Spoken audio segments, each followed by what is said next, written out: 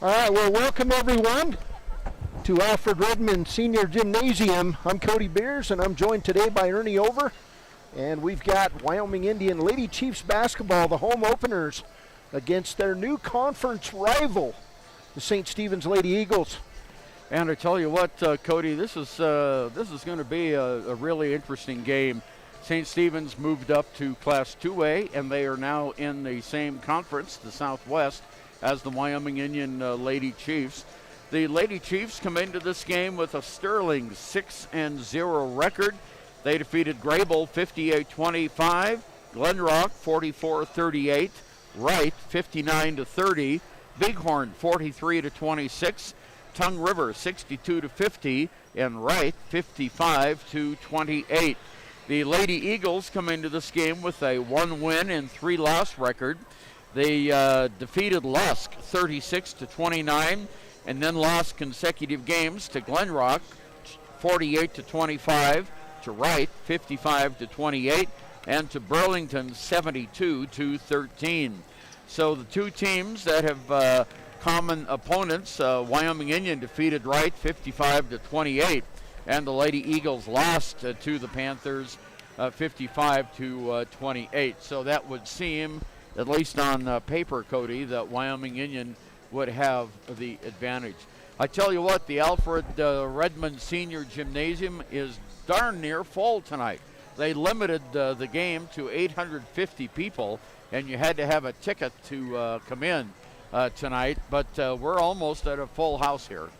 Yeah, we've got a good crowd inside here, Ernie, and yeah, they limited it because of COVID. If you're coming in, you've got to buy a $3 ticket at the door, and you've got to wear a mask. So make sure you mask up and come enjoy some high school basketball on a Thursday night here, day before the final day of 2021. It's a year when, a lot of things have happened. We've seen this pandemic go into its second full year, and people are beginning to live with it, and they have lived with it very well for the most part over the last 6 to 8 months out here on the Wind River Reservation, as the Wind River Reservation, Ernie, took vaccinating pretty seriously, and so schools are back in session. They're in activities. This school hosted the state cross-country meet this fall. It's been a very active fall at Wyoming Indian High School. And, of course, the Lady Chiefs come in as the defending Class 2A state champions. And last year, Cody, it was remarkable. The Lady Chiefs played every game wearing masks. And I've noticed they've got them on here today as well. So they did, as you said, take it very seriously. Of course, they did have some fatalities out here on the reservation. Unfortunately, we've lost 160 county residents to the virus, and they're really paying attention to that out here. Yeah, we're getting ready for some Wyoming Indian and St. Stephen's Lady Eagles basketball here, as it'll be the county matchup, and I believe one of the only games here at the last week of the year.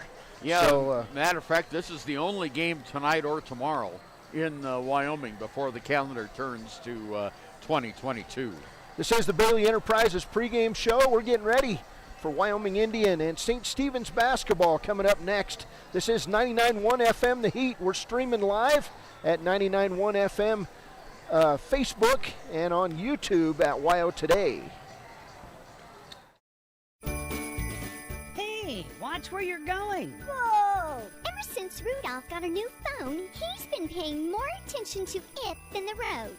I don't even think he realizes how dangerous it is. Come on, man. Rudolph, it's not very bright to be distracted during flight. Pay attention, keep it straight, put your device down, it can wait. No elves were harmed in the making of this commercial. Stop the texts, stop the wrecks. Brought to you by WYDOT. When you purchase your car, do you know if you got the best payment possible? The answer is probably no. Oftentimes, your loan is packed with additional charges that can drive your monthly payment higher than it should be, costing you thousands of dollars more for your car. Hi, this is Patty, and here is your second chance to get the payment you deserve. Visit Atlantic City Federal Credit Union today for a courtesy loan review. We've helped our members save money by refinancing their vehicle with us. Now it's your turn. Open your eyes to a credit union. Atlantic City Federal Credit Union. Bailey's Enterprises is a proud sponsor of Riverton Wolverines football. For over 50 years, Bailey's has become the name you can trust. With Pit Stop Travel Centers, you can fuel up and stock up on trip snacks at locations all over Fremont County. You can also put your trust in Bailey Tire and Auto for service and to keep handy for those times when your luck runs out on the road. Refresh at the Speedway Cafe with a dine-in meal or a round of carry-out with a variety of specials to keep you going. Go with Bailey, go Wolverines. Welcome back to Alfred Redmond Gymnasium. Cody Beers, Ernie over here on a Thursday night.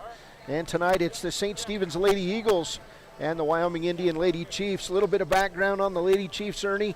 They graduated all 5 starters off last year's team, the team that won its 3rd straight 2A state championship.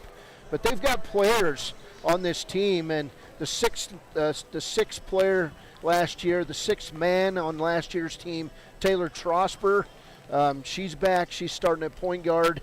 You've got a junior in Layla Seabearing that played quite a bit of varsity last year. Kylan Fighting Bear played last year. Layla Sunroads played a little bit. And then you've got a move-in transfer, Desi Seahair, who's been nothing short of amazing. First 3 games of the year, she averaged 17 points a game. As a matter of fact, she scored 17 in all 3 of those games. And then last weekend, she was held down a little bit in the Lady Chiefs' first game, but then she came back in the second game, scored 24 points. She's an outstanding inside player for the Lady Chiefs. And so the Lady Chiefs are kind of in that mode at 6-0. They're number 1 in the state, and they're kind of in that mode of being a rebuild here, but it's more of a reload. Yeah, more of a reload than a rebuild, because a lot of these players, as you just indicated, have experience, and the addition of Desi Seahair was tremendous. She's scoring an average of 17 points a game. Layla Seabearing is scoring 6.2 points a game. Inez Harris, 7.4 points a game. And then we have Kylie Fighting Bear at 4 points a game. Layla Sunroads at 5.2 points a game. Michaela Highwalker at 3.4 points a game. So very even scoring here for the Lady Chiefs. And, you know, that's what you like, is a lot of players with the even scoring. Officials for tonight's game drove up from Cheyenne. I was talking to Activities Director Keith Bowder, and he said that these referees planned to drive up through Rawlins, but I-80 was closed for most of the day between Rawlins and Cheyenne, so they had to change their plans and drive up through Casper to get here. So it made them a little bit late, probably about an hour arriving, but they're here. They're masked up like everybody else, and we're getting ready for some 2A Southwest Conference basketball. Welcome to the 2A Southwest St. Stephen's, who opens their conference season against the 3-time defending state champions. That's having your work cut out for you here on a Thursday night. Well, it certainly is, and of course the game is right here at Alfred Redmond Senior Gymnasium, and that in itself is pretty intimidating for any team that comes in here. There is just a lot of tradition in this building, and of course the fans come out in force. We said they were going to have 850 people here tonight. I think they've got more than that, Cody. I think they made a few dollars on that $3 admission. Well, I'm not going to sit here and count them all. We're going to say there's 850 in here. Hey, there's a lot of things going on here. We've got a pregame drummer coming back, and we'll focus in on that in a minute. This is the Bailey Enterprises pregame show. Wyoming Indian and St. Stephen's tonight on the Wind River Radio Network. Why should you choose Lander Medical Clinic or Western Family Care for your health care? In addition to 4 locations in Fremont County, they also provide telehealth. Telehealth can be your go-to answer when you're out of town, on the road, or just can't get to urgent care. All you need is a good internet connection. To schedule a telehealth appointment, call 332-3941 today. That's 332-3941. Lander Medical Clinic and Western Family Care. With telehealth, they're putting your health first every time.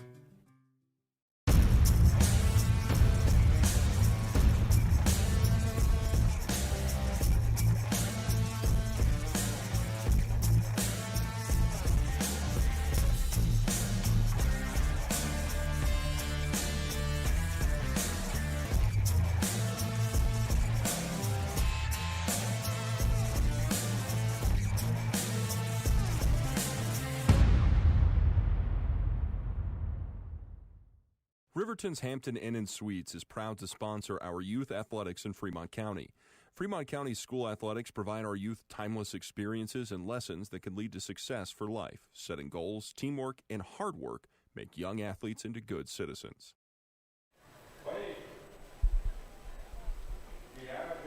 Welcome back to Wyoming Indian High School. We're getting ready for the bit of ceremony here to start this thing off, and we want to get this young man playing the drum out here tonight.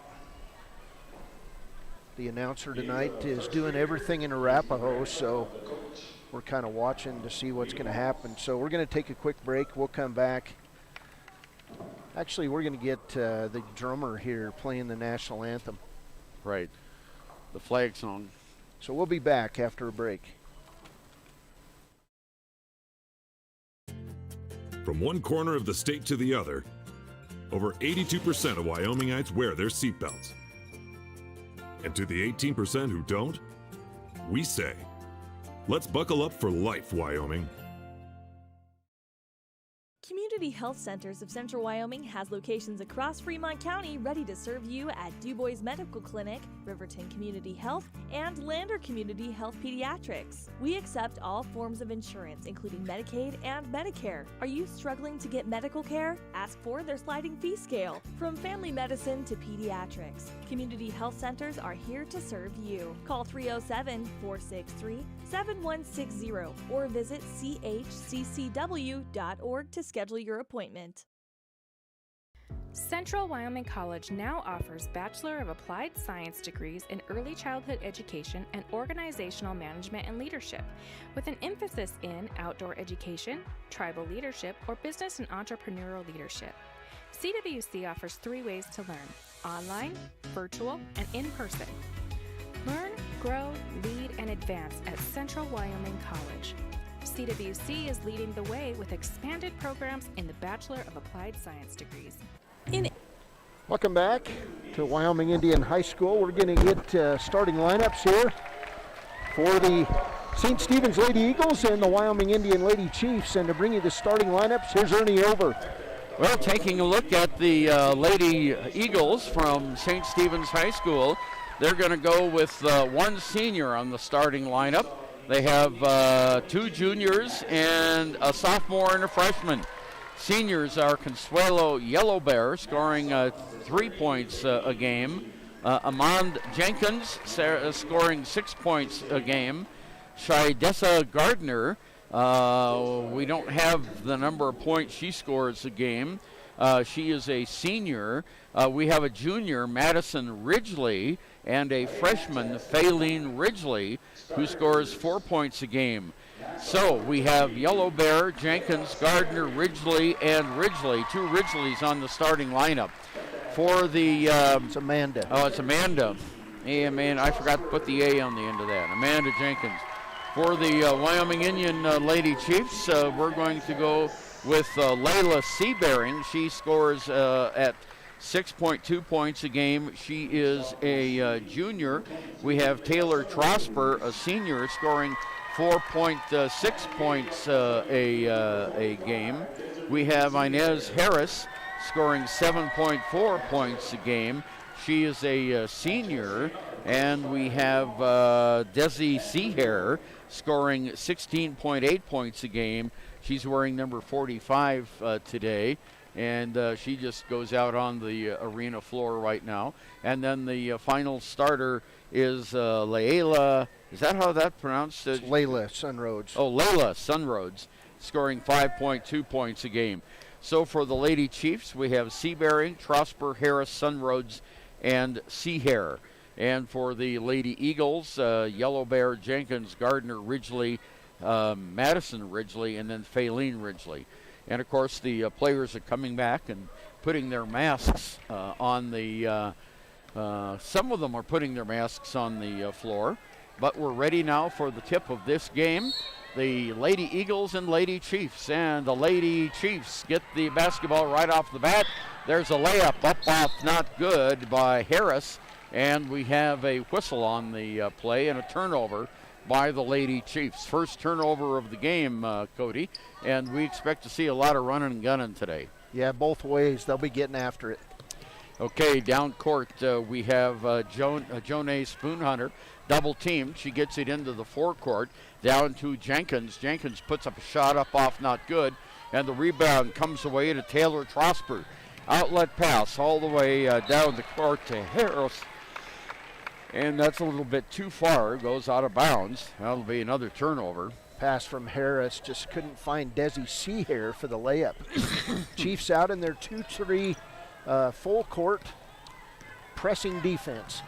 And there we have a turnover on the other side as the ball gets away from one of the Eagles. It's picked up again. There's a shot up and good. And that is 15. Is that who did that? Madison Ridgely. Yeah, 22. Madison Ridgely got that 22 for the first points of the game, and St. Stephen's leads 2-0. Down court for the Lady Chiefs in the lane. There's a ball that gets away. A third turnover here by the Lady Chiefs. Down court, racing down court. Yellow Bear loses the ball out of bounds, but they say it was touched last by the Chiefs. So taking it out of bounds now is, who we have, 35. That was Gardner. Gardner, and has the pass intercepted. Chiefs on a 2-on-2 break. Ball's knocked off of St. Stephen's and out of bounds. Lady Chiefs will have it underneath their own basket. Going out to take the ball out of bounds is Taylor Trosper. Trosper. There's a long pass inbounds, and it goes over to Sunroads. Sunroads on the top of the key to Harris. Harris, shot is up off, not good. Rebound underneath, shot hits the bottom of the backboard. Leah Seabearing. St. Stephen's comes down and palms the ball. That's the first turnover by St. Stephen's. Jonay Spoonhunter walking with the basketball, Ernie. Yeah, and that was, again, the tight defense here that the Lady Chiefs are putting on is making a difference. Lady Chiefs have the ball on the near side. Sunroads. Sunroads loses the ball, picked up by Seahair. There's a shot over, up, off, not good. Rebound goes underneath the basket to Trosper. Trosper in the corner, now on top of the key to Harris. Long three-pointer off the glass. And 2 for Inez Harris. She banked it in, and it was a beautiful-looking shot. Eagles with the ball now. They successfully avoid the trap at half court, but throw the ball away. Another turnover. Picked up by the Lady Chiefs, Sunroads. Sunroads all the way down the court. Underneath it goes to Seabearing, and we have a foul on the play. Picked up by Madison Ridgely, her first personal foul. First team foul of the game. First foul called in this game, Ernie. 3-2 is the score. 6:03 to play first quarter. From Ethity and Alfred Redmond Gymnasium. Trosper inbounds it underneath the Seahair in the lane. She's fouled on the way up. Well, she was climbing the ladder that time and got whacked. Personal foul is going to be called on Faylene Ridgely, her first. And at the free throw line is Desi Seahair, her first point opportunity from the charity stripe today. And it's good. Well, that was nothing but net that time for Desi. Very good free throw shooters, Desi Seahair. Wearing big number 45 for the Lady Chiefs in their white uniforms with Columbia blue letters trimmed in red. Shot is up, off, not good. It's rebounded by Seabearing. There's a long shot from outside. Inez Harris. Good. Back-to-back threes for Inez Harris. We've got a timeout by the St. Stephen's Lady Eagles. 5:50 to play first quarter. It's the Lady Chiefs 7, the Lady Eagles 2. We're back after a break. This is Wyoming Indian and St. Stephen's basketball on 99.1 FM, The Heat. Face the chance of sustaining an injury. According to the Athletic Training Association, 90% of student athletes reported some sort of sports-related injury. What's more is 54% report playing while injured. For various reasons, sports-related injuries are increasingly leaving our youth at risk of exposure to opioid-based pain medication. Fremont WhenTheGameSlowsDown.com is here to help navigate monitoring medication, social support, and suggestions on what to do when the game slows down. Brought to you by Fremont County Prevention Program. Is your resolution this year? Okay, taking the ball inbounds is Shadessa Gardner, and the ball is knocked away. 2-on-none, run, shots up, off, no good, missed the layup. Rebound comes back, though, to Taylor Trosper. underneath to Seahair off the glass, and 2 more for Desi Seahair. So she has 3 points in the game now. 1 basket, 1 for 2 from the free throw line. Down court, the half-court trap is resulting in the ball knocked out of bounds by Wyoming Indian. So the Lady Eagles will have it out of bounds. Amanda Jenkins with the basketball out of bounds. Kylan Fighting Bear in the game now as leaving the ball game is Inez Harris for the Lady Chiefs. Shadessa Gardner has it. Back over on the near side to Jenkins. Crossover to Jenkins. Jenkins makes a move in the paint. The ball is knocked away. Picked up. We have a 2-on-1 break for Wyoming Indian, and a foul is called going to the basket, and picking up the personal foul for the Lady Eagles is going to be Amanda Jenkins. That's the 3rd team foul on St. Stephen's, Ernie. Yeah, none so far on Wyoming Indian. On the near side around the corner, Sunroads has it. There's a long one up by Trosper, not good. Rebound is pulled down by Wyoming Indian, but the ball hits the end line, and the turnover will give the ball. That's the 4th turnover by the Lady Chiefs. And St. Stephen's will have it. There's a long cross-court pass. It's intercepted by the Lady Chiefs. Seahair has it now into the forecourt. Long pass down court to Seabearing. Seabearing on top of the key. Underneath it goes to Sunroads for 2. Leah Sunroads gets the basket, and it's now an 11-2 game. There's another steal on the inbounds pass. Picking up the ball is Seabearing.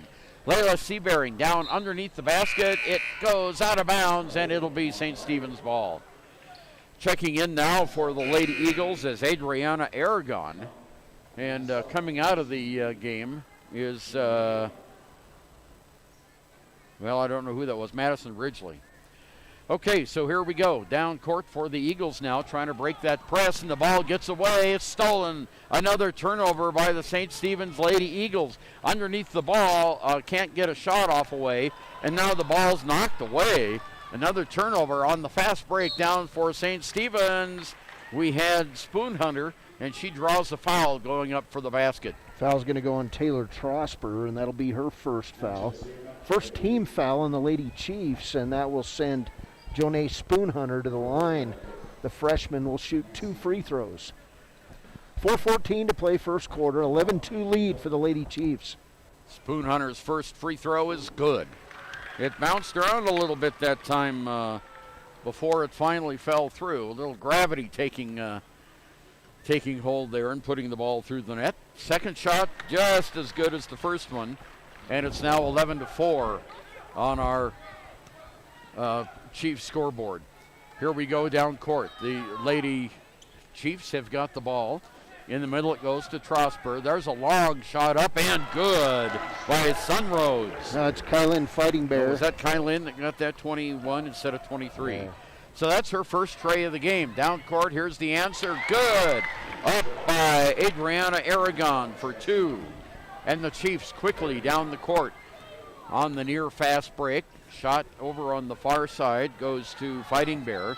Fighting Bear on top. There's a three-pointer. That's up, not good. The tip is not good.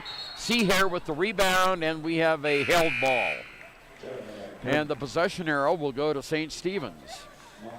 That'll be Lady Eagles basketball. People still coming in the gym, and I'm guessing they're letting a few in now. Amira Hermany Horses comes in. Inez Harris comes back in. Amaya Hermany Horses in the game. St. Stephen's with the basketball at the forecourt, double team, and drawing a reach-in foul is going to be Wyoming Indian, and that's going to go against Amaya Hermany Horses. Second team foul on Wyoming Indian, first team foul on Hermany Horses. 3:28 to play first quarter. Lady Chiefs up 14-6 on the WyoToday.com scoreboard. Shidessa Gardner with the ball now, and it's picked off by the Lady Chiefs. Inez Harris down court, layup is up and good. And that was Fighting Bear. They got that 16-6. And there's another steal, layup and a foul on the attempt for the layup against the Lady Eagles. Be a 2-shot foul as the Lady Chiefs up 16-6. Amaya Hermany Horses going to go to the line and shoot a pair. her first free throws this afternoon. She hasn't been in the scorebook yet, just checked into the game. And the shot is up off the iron, not good. She'll get another one. And checking into the lineup now is Michaela Highwalker. And coming out of the game is Trosper. Layla Seabearing coming out of the game. Second shot is up now by her many horses. Good. So she makes it a 17-6 game, an 11-point lead. Lady Eagles facing that full court pressure. Long pass down court goes to Aragon. Aragon loses the basketball on a drive to the paint. Down court, shots up in, good. And that's Inez Harris. Now has 8 points in the game for the Lady Chiefs. And there's the ball tipped out of bounds by the Lady Chiefs. Lady Eagles will have it. Big first quarter for the Lady Chiefs. 3 threes in this first quarter. 2 from Harris and 1 from Fighting Bear. Jenkins inbounds the ball to Aragon. Underneath the basket, shot is up and good. And that's going to go to Faylene Ridgely. She gets her first points of the game from the paint. Down court, into the forecourt now. The Lady Chiefs shots up, and it's an air ball. Rebounded very quickly by Aragon. Long pass down court is intercepted by Wyoming Indian. Nice defense that time by Michaela Highwalker. And there's another three-pointer. Inez Harris from deep. She's got 3 threes and 11 points in this first quarter.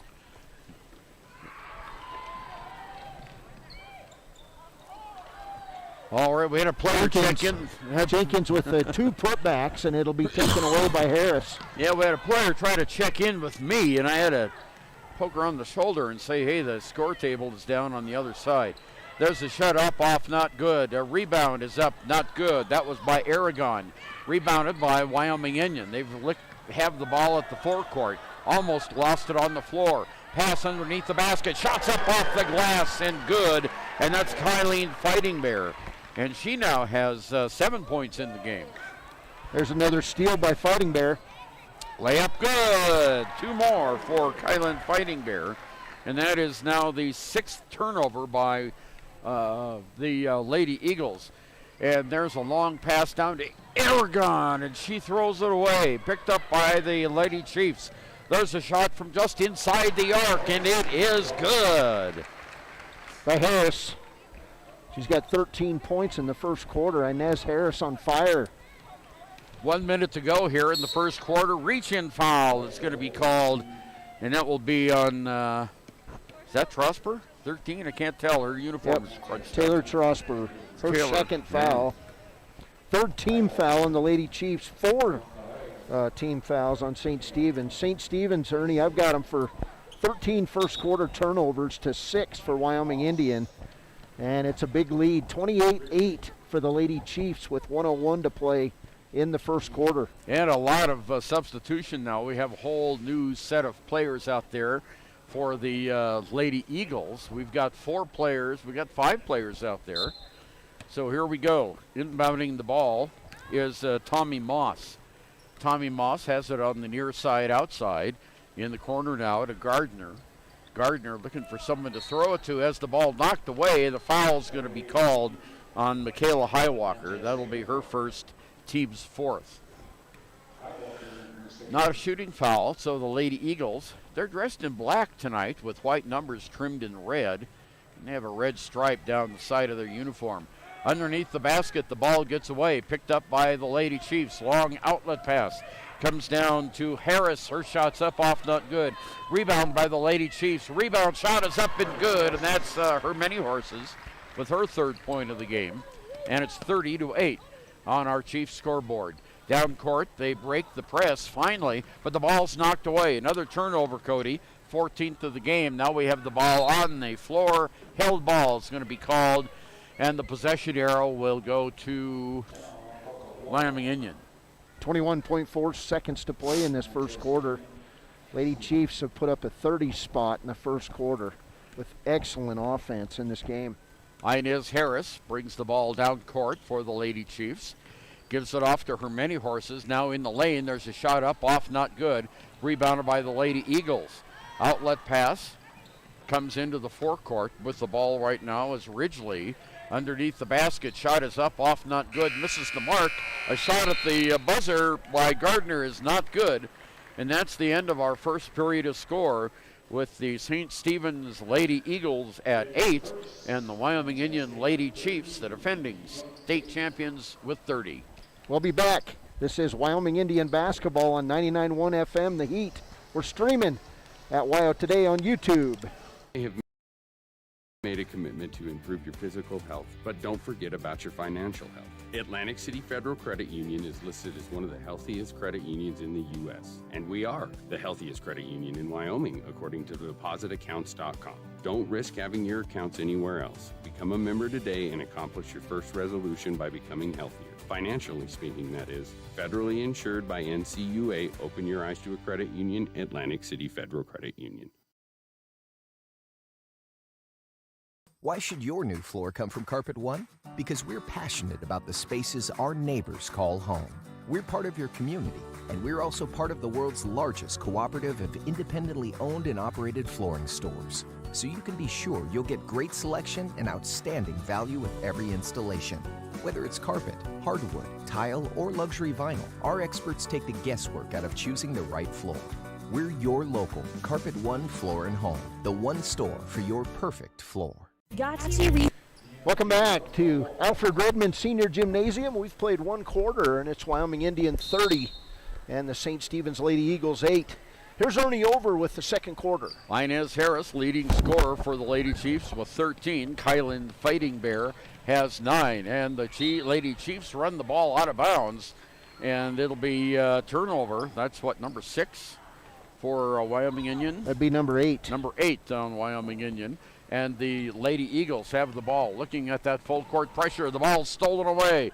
There's another turnover. Number 15 underneath the basket. Trosper up, shots off, not good. She gets her own rebound. The ball's on the floor. We'll have a held ball. That shot actually by Layla Seabearing, number 3.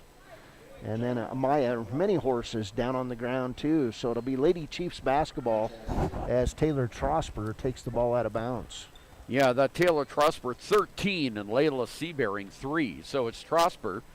Here's the inbounds pass to Fighting Bear in the corner. Shots up, in and out, not good by Trosper. Rebound is up and rolls off, not good. Wyoming Indian with the rebound, knocked away. Coming away with the basketball, though, is Wyoming Indian, and there is a foul. We had a personal foul called on Michaela Highwalker, her second. And that now is the 5th team foul. Yeah, team foul number 5. Inez Harris with 13 points for Wyoming Indian. Kylie Fighting Bear with 9 on the other side. 2 points each for Phelan Ridgely, 2 for Aragon, 2 for Madison Ridgely, and 2 for Spoon Hunter. There's another turnover, a whistle, and a 3-second zone violation. So that now is turnover number 9 for the Wyoming Indian Lady Chiefs. They lead 30-9. 7:15 to go here in the first half of play. Coming into the game now is Consuelo Yellow Bear for the Lady Eagles. There's the inbounds pass. Fighting Bear has it, now gives it off on the near side. Cross-court pass goes over to Tommy Moss. Back on the near side, the Yellow Bear to Moss on top of the key now. Moss moves to the right-hand side in the corner to Fighting Bear. Now there's a pass on the inside, and ball's knocked around on the ground, picked up by St. Stephen's. There's Yellow Bear, shot from 16. No, not good. Rebound comes away to Seabearing for Wyoming Indian. Pass underneath all alone, but Sunroads couldn't handle it, and it goes out of bounds, and that's the 10th turnover by the defending state champion Lady Chiefs. 6:42 to play first half. Lady Chiefs up 30-8. And led in this game by senior Inez Harris with 3 threes and 13 points. Okay, the Lady Eagles will have it in the backcourt. Yellow Bear to take it out. Have some more substitutions for St. Stephen's. And we have a timeout on the floor called by Alita Moss. And it's 30-8, Wyoming Indian. Snow knows what it means to be on top of your game. For over 60 years, Gotchi has led the field in providing physical therapy, occupational therapy, and wellness in Thermopolis and their facilities in Worland, Basin, Cody, and Shoshone. Whether you're recovering from an injury, deconditioned, post-stroke, or just looking to take control of your health, you'll find years of dedicated experience paired with personal care at Gotchi Rehabilitation and Wellness. Learn more at gotchi.org. Well, we had a 30-second timeout by Alita Moss, and as we come back in, the Lady Eagles will have the ball, and it's Amanda Jenkins to take it out. Nope, she changes her mind. It'll be Consuela Yellowbear, and immediately full court pressure applied by the Lady Chiefs. So Yellowbear has it out. There's the inbounds pass stolen away by Trosper. Shots up and good, and that's going to be 23. Sunroads for her 4th point of the game. Here's a long pass down court, is too long. Well, Cody, that goes out of bounds at the 10-yard line, and Wyoming Indian will have the ball again. Yeah, you've been watching the Buffalo Bills playing too much lately, Ernie. Hey, I tell you what, go Josh Allen and the Bills. 6:29 to play first half. It's Wyoming Indian 32 and St. Stephen's 8. Of course, we'll have the Wyoming Indian boys coming up next after this varsity girls game. Here's a steal by Amanda Jenkins and a turnover, number 11, by Wyoming Indian. Yeah, the inbounds pass was stolen away by the Lady Eagles. Down court, we have action underneath the paint, in the paint. Another ball, another turnover, and a foul called on Jonay Spoonhunter, her first, team's 4th. So now coming back into the game is Inez Harris. They're going to say the Eagles' 5th foul, and I only have 4, but they're going to say that each team has 5 fouls now, Ernie. Yeah, I've only got 4 also. We'll have to pick that up as the game goes along. There's Taylor Trosper for the Lady Chiefs on top of the key on the near side to Sunroads. Back to Trosper in the middle to Seahair. She loses the handle on the ball, and we have a held ball. Yeah, Amanda Jenkins with good defense for St. Stephen's that time. When the ball gets low, even if you're a tall person, everybody's got a chance, and Amanda Jenkins forced the turnover. Okay, here come the Lady Eagles now into the forecourt. Long pass down inside the arc. Shot is up and off and not good by Madison Ridgely. And here's the answer by Wyoming Indian. Not good. Seahair with the rebound for 2 more. Desi Seahair makes a living inside the paint, and she got the rebound in the bucket. And now the Lady Eagles have the ball again down court. Underneath the basket is Addison. She loses the ball and is going to be fouled, and that foul is on Layla Seabearing, her first. And the 6th team foul against the Chiefs. 5:30 to play first half. It's Wyoming Indian 34 and St. Stephen's 8. Lady Eagles will have it out underneath their own basket. It's Spoonhunter. Long pass comes in. Shots up off, not good. Rebounded by Layla Seabearing. She's double teamed in the far side and bounces the ball off of one of the Lady Chiefs. Yeah, it's going to be a turnover on St. Stephen's. That'll be number 19 in the game. Went off the Lady Eagles. So that is a lot of turnovers so far in the game. 12 for the Lady Chiefs and 19 for the Lady Eagles. Down court is Trosper. Trosper gives it off to Inez Harris. Back to Trosper on top. On the near side it goes to Sunroads. There's a long 3-pointer in and out. Not good. Rebound fought for it. It's going to be won by St. Stephen's. On the rebound, coming down the court is Jenna Spoonhunter. Long pass out of bounds. That's another turnover, number 20 for the St. Stephen's Eagles. And Wyoming Indian will have it, leading 34-8. 4:59 to go on our KWYW scoreboard. Taylor Trosper brings it into the forecourt on top of the key. Around the horn it goes. There's a shot up by Harris for 3. No, not good. Rebounded by the Faylene Ridgely. Ridgely down court gives it off to Jenkins. Jenkins in the paint tries to get it loose to someone. There's a shot up off, not good by Ridgely, Malin Ridgely. Now a long pass, 2-on-2 out of bounds. A turnover by Wyoming Indian, their 13th. Well, that time Trosper was just trying to lead a pass to try to get an open player, and it just shot out of bounds. Lady Chiefs do an excellent job moving the ball around on that play. 34-8 lead for the Lady Chiefs as we're moving into halfway point of the second quarter. Yeah, 4:22 to go. Here on the near side is Amanda Jenkins. Jenkins drives in toward the paint, off the glass, and 2. Her first points of the game for the Lady Eagles. So the playmaking guard, Trosper, brings it down for the Wyoming Indian Chiefs, and she gives it off to Inez Harris for her 4th three-pointer of the game. Nothing but net, Cody. She's got 16 points, the senior, hitting those jump shots. Down court all alone. Addison under the basket. Shot's not good. Rebound is not good. Another rebound is over the basket. Addison gets the rebound. Ball stays with the Lady Eagles. 3 offensive boards that time. Back under to Addison. Her shot is off the back of the heel. Not good. Rebounded by Jenkins. Jenkins on the outlet pass. Gives it over to Yellow Bear in the corner, and it's going to go into the backcourt, and that's an over and back.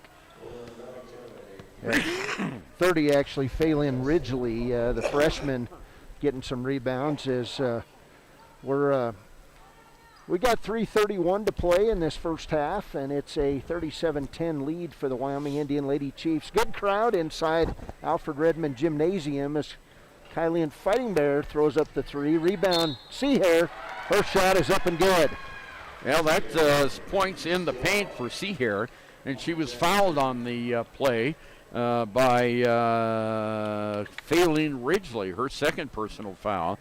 And so now we'll go to the line here for the second set of free throws. She's 1 for 2 from the line tonight, is Desi Seahair. And this shot rolls around, bounces in, and it is now good. And she has a total of 8 points in the game. 3:23 to go until halftime, 40-10 on our KWYW scoreboard. There's a drive to the basket, up off, not good by Spoon Hunter. Rebound down court, shots up and good by Inez Harris. And she now with 18 points in the game. Well, on one end, Ernie Jonay Spoon Hunter with a nice move, and then Inez Harris makes her own move at the other end. Shots up, not good. Rebounded by the Lady Chiefs. Quick outlet pass, all alone under the basket. Harris for 2. Now with 20 points in the game is Inez Harris, and it's 44-10. And we have a timeout going to be called by head coach Karen Returns to War of St. Stephen's. It'll be a minute timeout. 44-10 is our score. This is Wyoming Indian and St. Stephen's basketball. We're streaming on YouTube a while today and on Facebook at 99.1 FM. This is the Wind River Radio Network, KWYW 99.1 FM, The Heat. Your car or truck is an investment. When it needs repairs, you need someone you can trust to do the job right. Take it to Gunner's Automotive. They repair all makes and models of cars and trucks, from oil changes to brakes, tires, and more. Gunner's Automotive, 856-2288. High Plains Power is a Touchstone Energy cooperative. What does that mean for you as a Rural Electric Association member? It all comes down to 7 principles: open membership, one voice, one vote, member benefits, independence, education, cooperation, and community. To understand how it all works, we're headed back in time. In 1879, electricity was in major cities, but rural areas were out of luck. In 1935, President FDR made it possible for companies to build power lines to unserved areas. By the time we hit 1941, some 400 electric co-ops had been organized to serve rural America, just like High Plains Power. For more information, visit highplainspower.org. Welcome back. 2:44 to play first half. Wyoming Indian 44 and St. Stephen's 10. Here's Ernie Over. Well, my first time to see the Lady Chiefs this year, and I have to say I'm mighty impressed with that defense. They forced 21 turnovers by St. Stephen's in the first the 10 minutes of this game. There's a shot up by St. Stephen's that's not good. Rebound goes to Kylene Fighting Bear down court. In the corner to Sunroads, back to Fighting Bear. She's going to launch a 3. It's off the back of the heel, not good. Rebounded underneath. There's a nice block in the play. Harris's shot was up and blocked, and the Eagles bring it back down the court. End of the forecourt now on top of the arc. Over on the far side, it's Jenkins. Jenkins moves a little bit to her right, stops, launches a long 3. It's off the back of the heel, not good. Knocked out of bounds, and it'll be the Eagles' ball. Now that ball off Teresa Underwood in the game for the first time, number 25 for Wyoming Indian. Jenkins takes it out into Yellow Bear. Shot's not good. Rebounded. Long pass, outlet, too long, out of bounds. Turnover, Wyoming Indian, number 14. Inez Harris trying to find Teresa Underwood down underneath the basket. And it'll be turnover, as Ernie said, number 14 for Wyoming Indian. Yellow Bear has the ball now, moving, escapes the trap, but throws the ball away. Turnover. Underneath it goes, and we have a pushing foul going to be called against Lady Eagles. And it's going to go against Consuela Yellow Bear, her first. That'll be team foul number 7 now on St. Stephen's. So we should be shooting free throws. And we have Layla Seabearing coming back in for Wyoming Indian. Also coming back in, Taylor Trosper, and Larissa McElroy is in now. And one more sub coming in. Inez Harris comes back into the game after a short rest. She never came out. Well, she was over there talking to the coach and then run back on the field. I think she's going to come out here as Taylor Trosper waiting to get in the game after these free throws. Inez Harris, 20 first half points. Now 21 as she hits that free throw. Well, I was going to correct you there. Say, no, that's 21. Now looking for 22. What a game by this senior, Inez Harris, averaging 7.4 points a game. And she has 22 points. Now, okay, coming back into the game now for Wyoming Indian is Taylor Trosper. And going out was Inez Harris. 146 to play first half. 46-10 lead for Wyoming Indian, and they're still in the press. In the press and in the backcourt. Now the Lady Eagles finally break the press. There's a long three-pointer that's too long. Up off, not good. Rebounded by the Lady Chiefs. Coming down is Harris. Harris has it on top of the arc. Traveled with the basketball. Turnover number 15.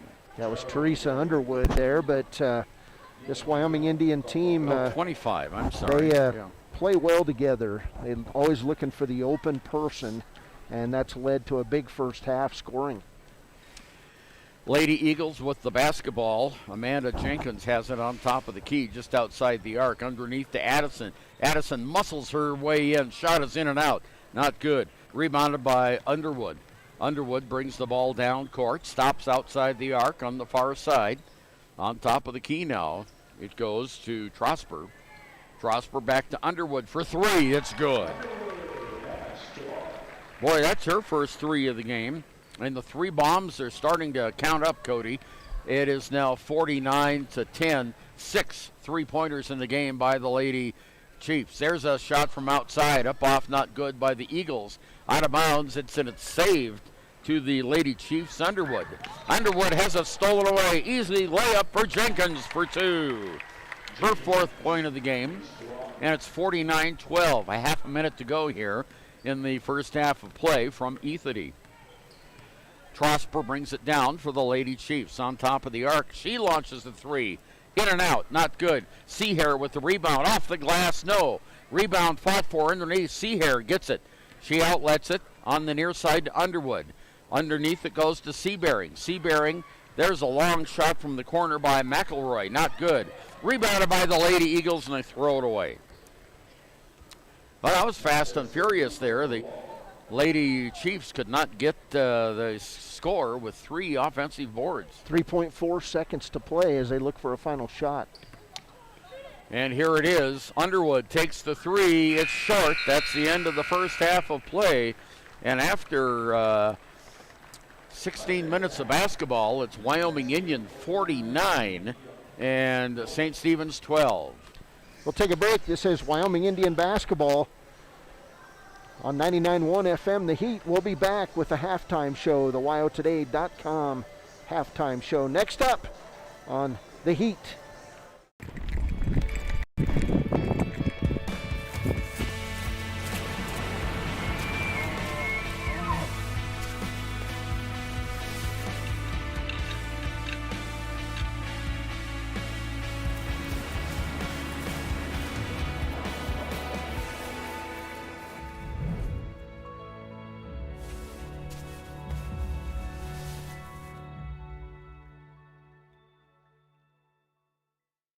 Hi, this is Terry Banker. I'm minister at New Hope Christian Church in Lander, Wyoming. We want to support the kids of this area academically, athletically, and spiritually. Our address is 630 Mount Hope Drive. Come to Sunday school at 9:30 and our worship service at 10:45.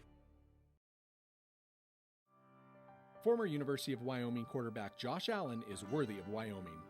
23 plays into my first start here at the University of Wyoming. I dropped back, kind of went through a progression. I saw the middle of the field kind of open up. I decided to lower my shoulder. His helmet went straight into my collarbone here. We landed on the 20-yard line. At that moment, I knew something was really bad. So Josh's collarbone was pretty bad. He had broken in multiple places, and it required hardware fixation with the plate in order to get it back together. It was devastating news to me and my family, just knowing that, it could have ended 23 plays in. We had no question whether we could perform the surgery here, given our wide range of varying subspecialties within orthopedics. I would recommend Premier Bone and Joint Centers. The thing that made me feel really comfortable with them was they made it feel like your own family. I think he'll have no problem performing in the NFL. His rehab and his recovery done very well, and I don't see any restrictions on him whatsoever. They want the best for you, and they won't steer you wrong. Let us show you why we're worthy of Wyoming.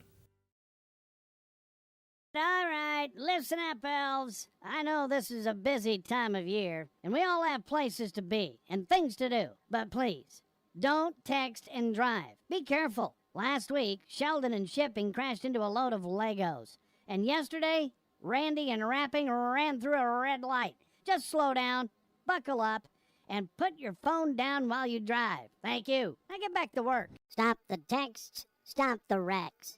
Brought to you by YDOT. Welcome back. Halftime score here is Wyoming Indian 49 and St. Stephen's 12. The Lady Chiefs came out on fire in that first half. They put up 30 points to St. Stephen's 8 in the first half. Led along the way by 13 first quarter points by Inez Harris, who added 9 in the second quarter. She's got 22 points and 4 3-pointers, and she's perfect at the free throw line, 2 for 2 for a game-high 22 points.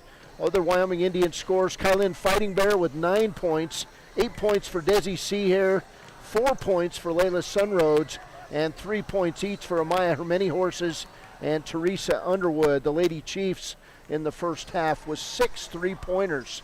For St. Stephen's in the first half, 4 points for Amanda Jenkins, 2 points each for Madison Ridgely, Jonay Spoonhunter, and Faylin Ridgely, and 2 points for Adriana Aragon. This St. Stephen's team, Ernie, with 23 first half turnovers and 16 for Wyoming Indian. It was up and down basketball the whole way, and Wyoming Indian has built the big lead as we went into halftime.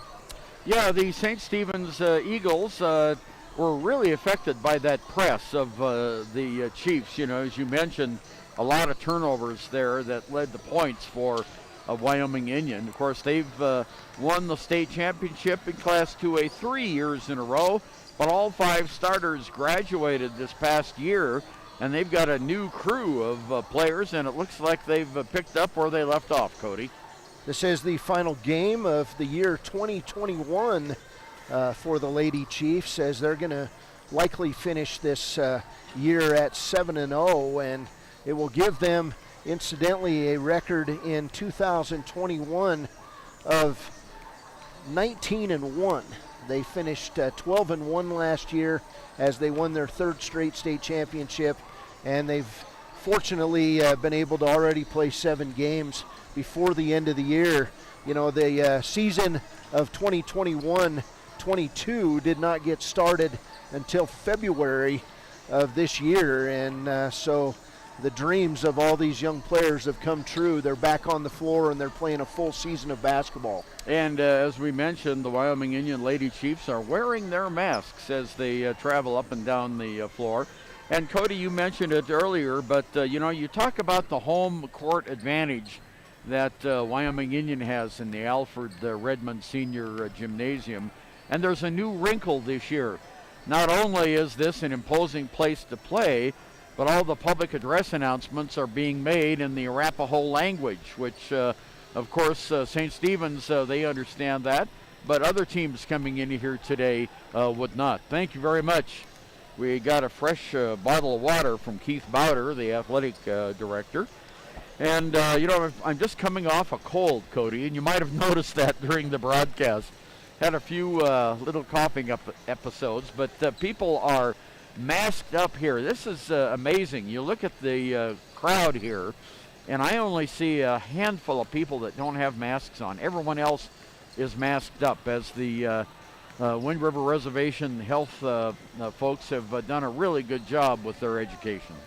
Yeah, and it's worth pointing out that our thoughts and our prayers continue to be with everyone in Fremont County who continues to battle COVID-19 and other ailments as well as we're in this holiday season. My thoughts and prayers continue to be with the Wind River Intertribal Transportation Director, Howard Brown, and his family, as Howard continues to battle a traumatic brain injury in the Casper Hospital. And so our thoughts and prayers go out to the family of Howard Brown, and of course to Howard for a speedy and quick and life-fulfilling recovery from his injuries. So a lot of people are in need of our prayers this holiday season, and we offer those up too. We've got a halftime score here of the Wyoming Indian Lady Chiefs 49, the St. Stephen's Lady Eagles 12. Of course, the Chiefs and the St. Stephen's Eagles are going to come up here in a little bit. And this St. Stephen's Eagles team got off to a quick start on its season as they won the season opening tournament up in Wright. And Ricky Blackburn has a very good squad playing this year. They'll take on an 0-3 Chiefs team, Ernie, that only got to play their first games of the year up in Tongue River and Bighorn 2 weeks ago because they were unable to make the trip to Wright due to slick roads. So it'll be an interesting debut here between St. Stephen's and Wyoming Indian. I did a St. Stephen's and Wyoming Indian game about 3 years ago. It was a JV Wyoming Indian squad that took on the Eagles down at St. Stephen's at the Mission, and that was a lot of fun in that game as Jarek Trumbull in that game put up 49 points for Wyoming Indian after he had transferred over to Wyoming Indian. The unfortunate part for him is he was unable to play varsity basketball that year after making the transfer, but it was a fun game, and hey, we renew the county rivalry right here. These kids all know each other, the families all know each other, and it's going to be fun in the next game. Well, it's also a conference game, so we're playing for all the marbles here as St. Stephen's has joined Class 2A. They've moved up a division, and they'll be playing not only Wyoming Indian, but they'll also have Wind River and Shoshone on their schedules as well. And if you think that there's a lot of people inside this gym tonight, wait until we're at the Mission in about a month as the fans try to jam their way into that small gym at St. Stephen's High School. So I'm Cody Beers, he's Ernie Over. This is the halftime show, and we'll be back with more. This is Wyoming Indian basketball on 91 FM, The Heat, KWYW. Healthiest credit unions in the U.S. And we are the healthiest credit union in Wyoming, according to depositaccounts.com. Don't risk having your accounts anywhere else. Become a member today and accomplish your first resolution by becoming healthier. Financially speaking, that is. Federally insured by NCUA. Open your eyes to a credit union. Atlantic City Federal Credit Union. Why should your new floor come from Carpet One? Because we're passionate about the spaces our neighbors call home. We're part of your community, and we're also part of the world's largest cooperative of independently owned and operated flooring stores. So you can be sure you'll get great selection and outstanding value with every installation. Whether it's carpet, hardwood, tile, or luxury vinyl, our experts take the guesswork out of choosing the right floor. We're your local Carpet One Floor and Home, the one store for your perfect floor. Gotchi Rehabilitation and Wellness knows what it means to be on top of your game. For over 60 years, Gotchi has led the field in providing physical therapy, occupational therapy, and wellness in Thermopolis and their facilities in Worland, Basin, Cody, and Shoshone. Whether you're recovering from an injury, deconditioned, post-stroke, or just looking to take control of your health, you'll find years of dedicated experience paired with personal care at Gotchi Rehabilitation and Wellness. Learn more at gotchi.org. Welcome back. Teams over receiving final instructions as we get ready for the second half of play here at Alfred Redmond Gymnasium. It's the Wyoming Indian Lady Chiefs 49 and the St. Stephen's Lady Eagles 12 as we get ready for this second half of play. And man, it's good to see fans back inside Alfred Redmond Gymnasium after basically a year off. We did games last year inside of here and it was eerily quiet. Yeah, nobody in the stands. So we're ready to go here and to bring you the call of the second half. The voice of the Lander Tigers, Ernie Over. Thank you very much, Cody Beers. Karen returns to war. The coach of St. Stephen's sends her charges back out. And it looks like we're going to have Shadessa Gardner out there, Madison Ridgely, Faylene Ridgely, Consuelo Yellow Bear. And here's Wyoming Indian. Will have the ball first. And it's shot is up off, not good. Rebounded by the Lady Eagles. Jenkins has it. Jenkins on the far side tries to go underneath with it. She manages to do it, and there's a shot up and good by Adriana Aragon, now with 4 points in the game. Just underway in the second half here at Alfred Redmond Senior Gymnasium. And now there's a shot up by Harris, and her three-pointer was missed, but the rebound is up and good. And that was done by Desi Seahair, now with 7 points in the game. The halftime or the half-court press works. There's a shot underneath the basket by Aragon, up off, not good. Fast break by Wyoming Indian. Shot is off the glass, not good. Too short that time by Inez Harris. Harris comes down, gives it off now to Gardner. Gardner's shot up off, not good. And the ball's rebounded by Wyoming Indian, but off the foot of Layla Seabearing and out of bounds. 17 turnovers for Wyoming Indian and 23 for St. Stephen's. Johnny Spoonhunter, yeah. Okay, Coach Karen returns to word. Just reminded me that 15 is Jonay Spoonhunter. We had quite a few number changes just before the game. So our scorebooks are a little funny right now. But here's Wyoming Indian on the press down court, and the ball's knocked out of bounds, and a foul is called on the Lady Eagles by Consuela Yellow Bear. The drive on that play was Taylor Trosper, who will go to the line. She'll shoot a pair of free throws. The senior has not scored in this game. 6:42 to go here, third period. Trosper's free throw is nothing but nylon. Goes right through. Just a whisper of the ball going through the net. The senior's next shot, she toes the line. This one's just like the first one. She has 2 points in the game, and it goes 53-14. Down court, Amanda Jenkins with the basketball. She's going to take it all the way coast to coast and scores.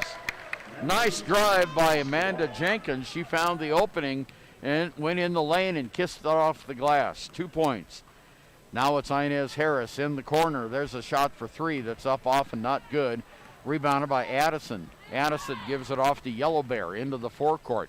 Back on the near side to Gardner. Spoonhunter. Spoonhunter. Yeah, Janae Spoonhunter. Spoonhunter has it. Janae Gardner is 14, and her name is 50. Oh, there was a travel not called. There's a shot up and good by Amanda Jenkins. She now has 8 points in the game. I've got to put a big 4 here by Gardner's name. Okay, here we go. Lady Chiefs has the ball. There's a bounce pass on the near side outside by Harris. Goes on the far side to Sunroads. Back to Harris on top of the key. Ball is picked up by the Lady Chiefs and out of bounds. And it'll go to the Lady Eagles as the ball bounced off of Taylor Trosper's leg and out of bounds. So Amanda Jenkins to take it out now, and she brings it in to Jonay Spoonhunter. Back to Jenkins. Jenkins on top of the arc, moves to the right-hand side. Underneath to Addison.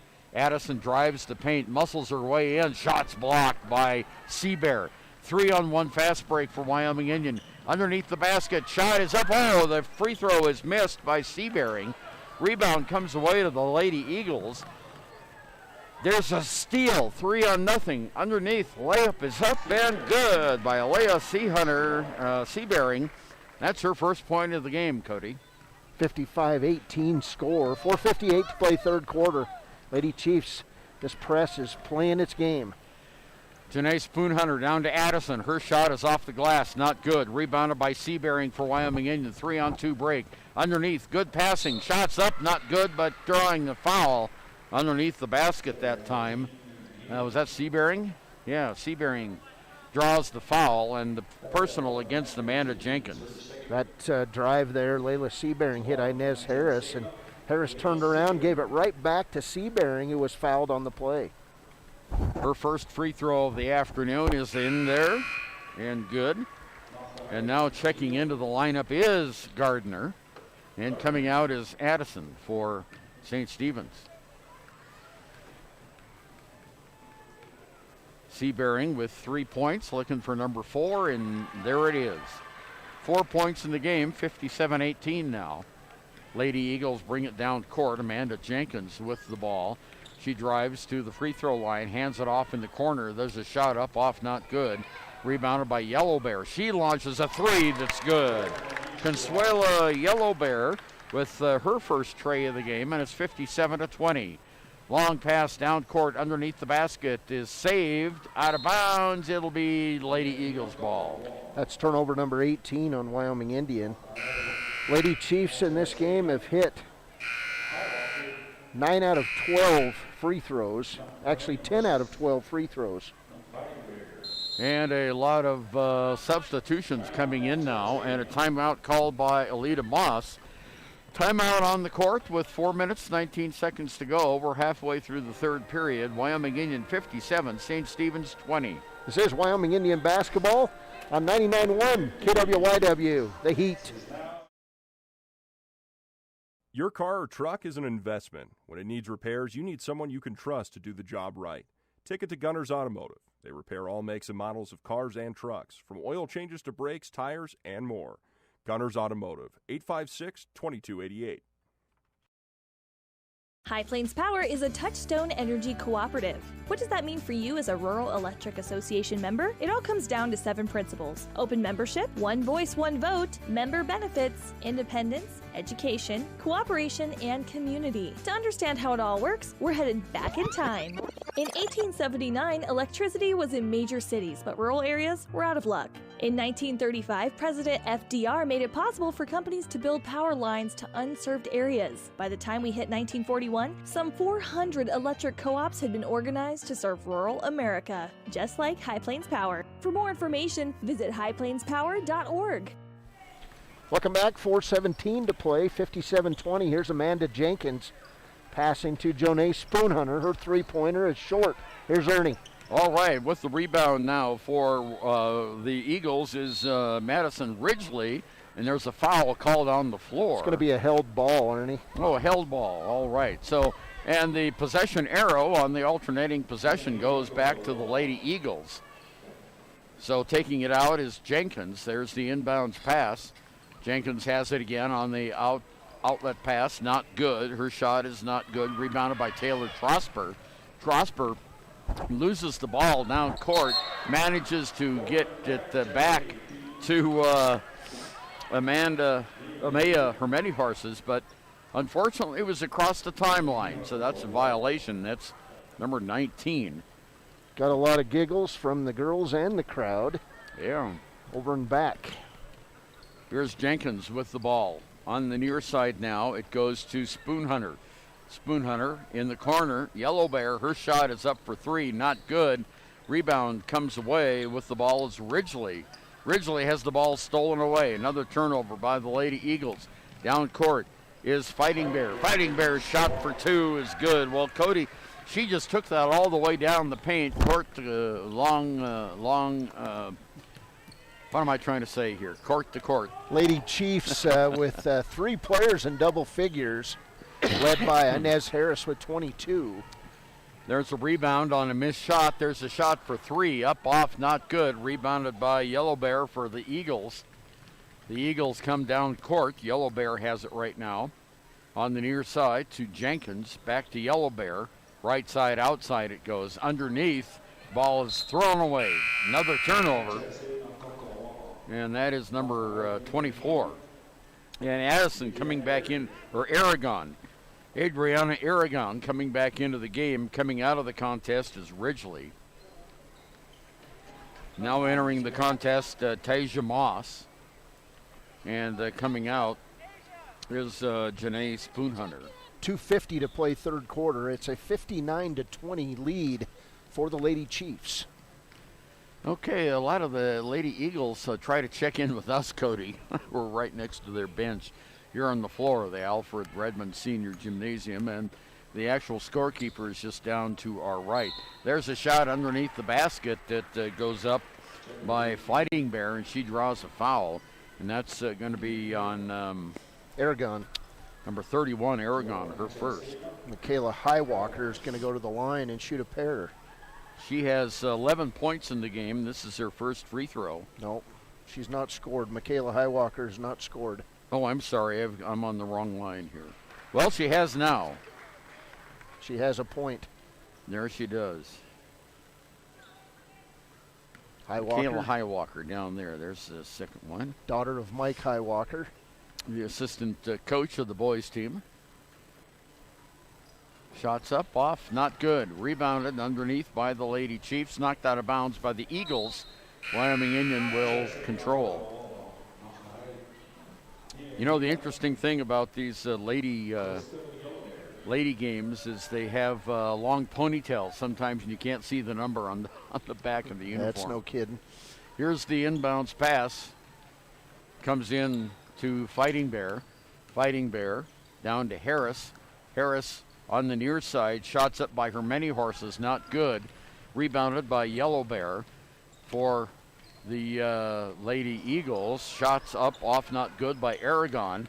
Fight for the rebound is going to go to Wyoming Indian. Coming away with the basketball is Kaylin Fighting Bear. Long pass down court. Nice give and go. Shots up, off, not good by her many horses. Picked up by Wyoming Indian, and there's a foul on the floor. It's going to go against Aragon. Her second. Inez Harris trying to cut through traffic, as now we've got that 40-point lead in the running clock. Okay, here's the inbounds pass. Goes on the near side to Harris. Harris launches a three. It's good. Nothing but net. Harris now, that's her fifth three-pointer. Yep. 25 points for Inez Harris. Yeah. Down court for the Lady Eagles with the basketball down court. Hey, ladies, you have to check in down here. Yeah. Go ahead and call the game. Down court, Fighting Bear. Shots up, off, not good. And we have three players checking in with us again. It's all right. Don't worry about it. It's not your problem. No, it's not my problem. No. 52 seconds to play. St. Stephen's basketball.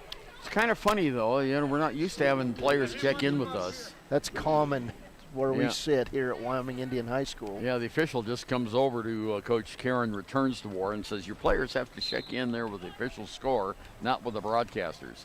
Inbounds pass. There's a shot up, off, not good. And that was Tasia Moss. Rebound comes away. 3-on-1. Shots up by Wyoming Indian. Up, off, not good. Falling down on the floor after that shot is Fighting Bear. Down court, we have a foul on a drive to the basket. And the foul is going to go against Trosper, her third. That was Michaela Highwalker picking herself up off the ground. And we'll get Jonay Spoonhunter coming to the line after the buzzer in the running clock. So Spoonhunter's going to shoot free throws. Jonay Spoonhunter has 2 for 2 in the game.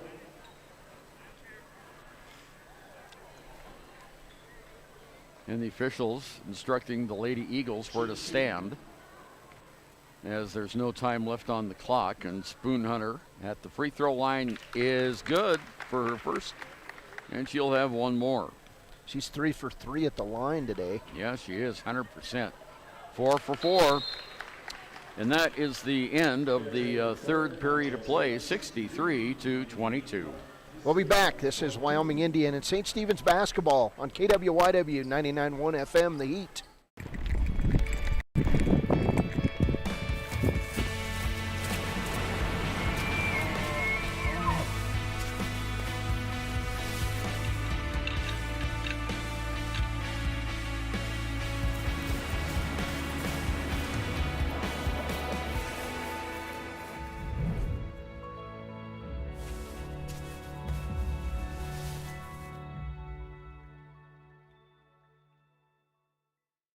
Hi, this is Terry Banker. I'm minister at New Hope Christian Church in Lander, Wyoming. We want to support the kids of this area academically, athletically, and spiritually. Our address is 630 Mount Hope Drive. Come to Sunday school at 9:30 and our worship service at 10:45. Welcome back. We got 8 minutes to play in this 2A Girls Southwest Conference game, and it's the Wyoming Indian Lady Chiefs 63, St. Stephen's 22, 25 points on 5 threes for Inez Harris, the senior guard for Wyoming Indian. Also in double figures, Desi Seahair with 10 and Kylan Fighting Bear with 11. It's Wyoming Indian basketball, and here's Ernie Over. All right, the Wyoming Indian Lady Chiefs will have the ball. Bringing it down is Inez Harris. Harris goes under the paint, shots up and good, and that is going to be Seahair. First points of the fourth quarter for Wyoming Indian. The Lady Eagles did a good job in that third period. They were only outscored by 4 points. They put in 10, and Wyoming Indian had 14. They have the ball now on the near court. That's Jonay Spoonhunter with the ball. Underneath the basket to Jenkins. Jenkins, there's a long shot from outside, up off, not good. Rebounded by Seabearing for Wyoming Indian. Outlet pass down court underneath the basket. Oh, almost a travel down there, as Sunroads was having trouble with the ball. Picked up that time by Seahair. Her shot was not good. Rebound is going to go to Wyoming Indian, though. With the ball now, Teresa Underwood for 3. No, not good. Rebounded by Wyoming Indian. There's a shot up, off, not good. Finally, the Lady Eagles pull it down. It's a one-on-one fast break down court. With it is 32, and we don't have a 32 on our roster here. Now on the near side, picking up the ball is Jenkins. She'll slow the pace down just a little bit, right side, outside. Now she moves to the left-hand side. With it is number 1, Moss. Moss, shots not good. Rebound knocked away, picked up by St. Stephen's. It's on the floor, and coming away with it is Seahair, and she is fouled on the floor. I believe that's going to go on Amanda Jenkins. It was just good hustle play by Amanda Jenkins, but it ends up resulting in her third foul. 5 team fouls in the third quarter on this, or in the second half on St. Stephen's, only 1 on Wyoming Indian. Down court with the basketball is Inez Harris.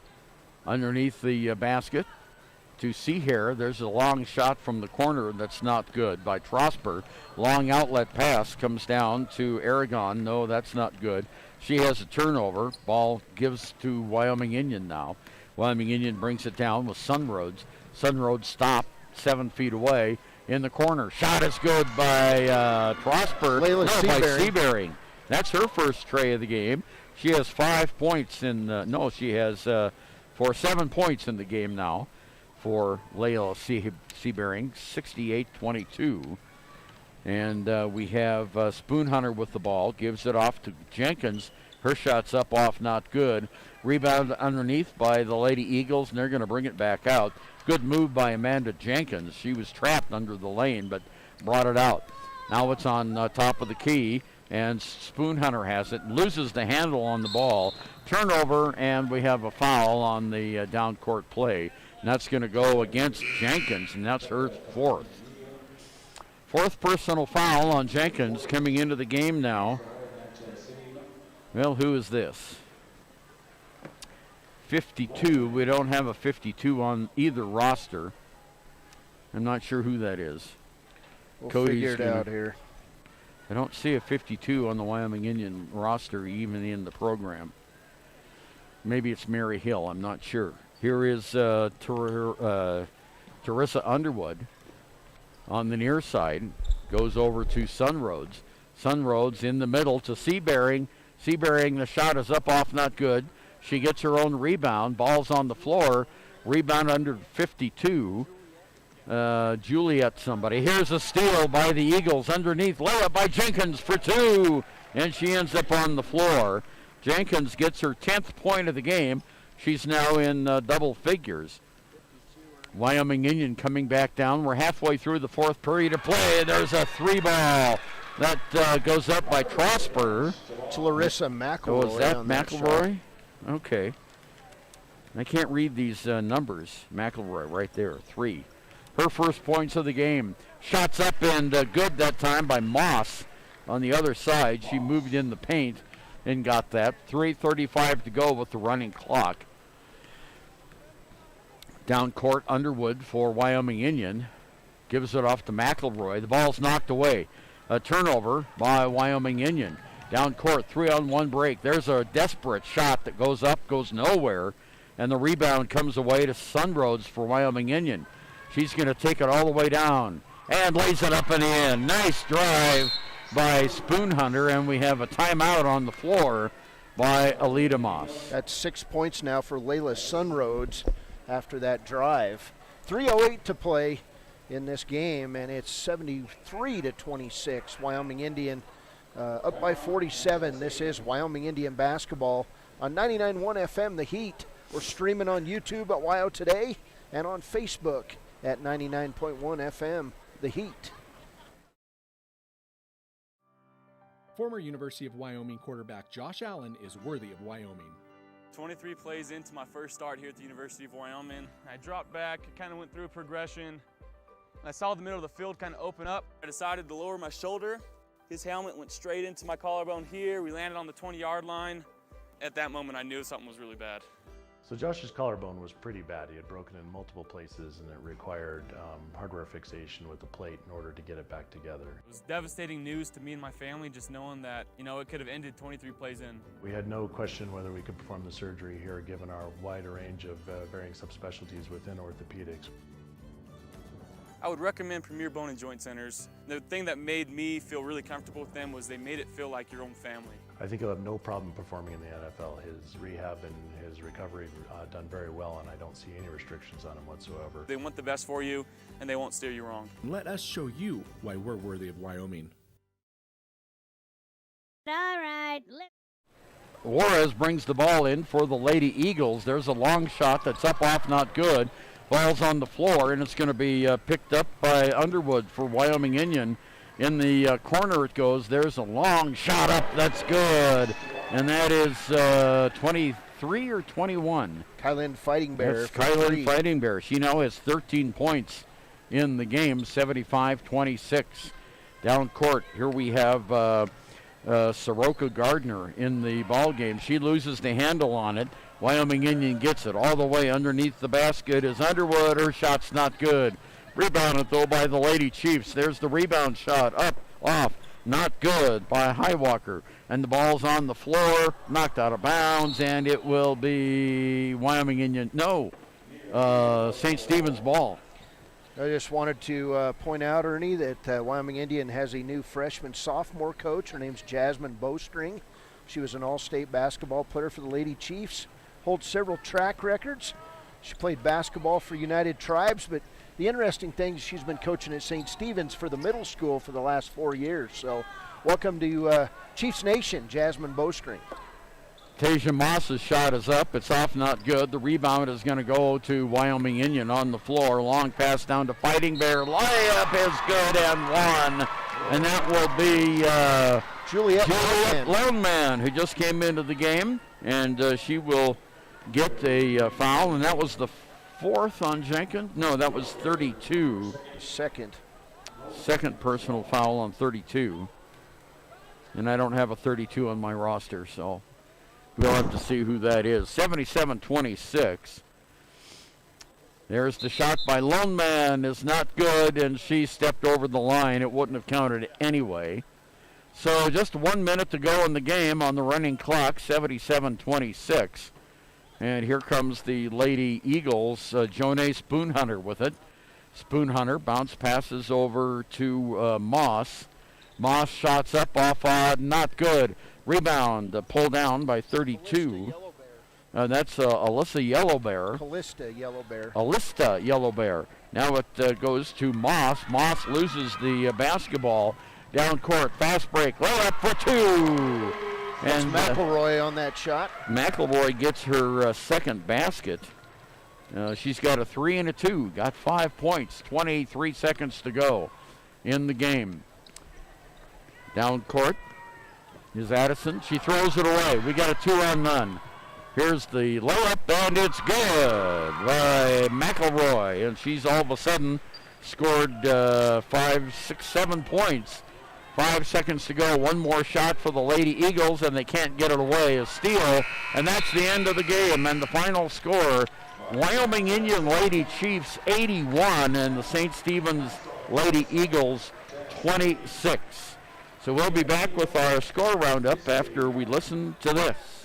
No, this is a busy time of year, and we all have places to be and things to do. But please, don't text and drive. Be careful. Last week, Sheldon and Shipping crashed into a load of Legos. And yesterday, Randy and Rapping ran through a red light.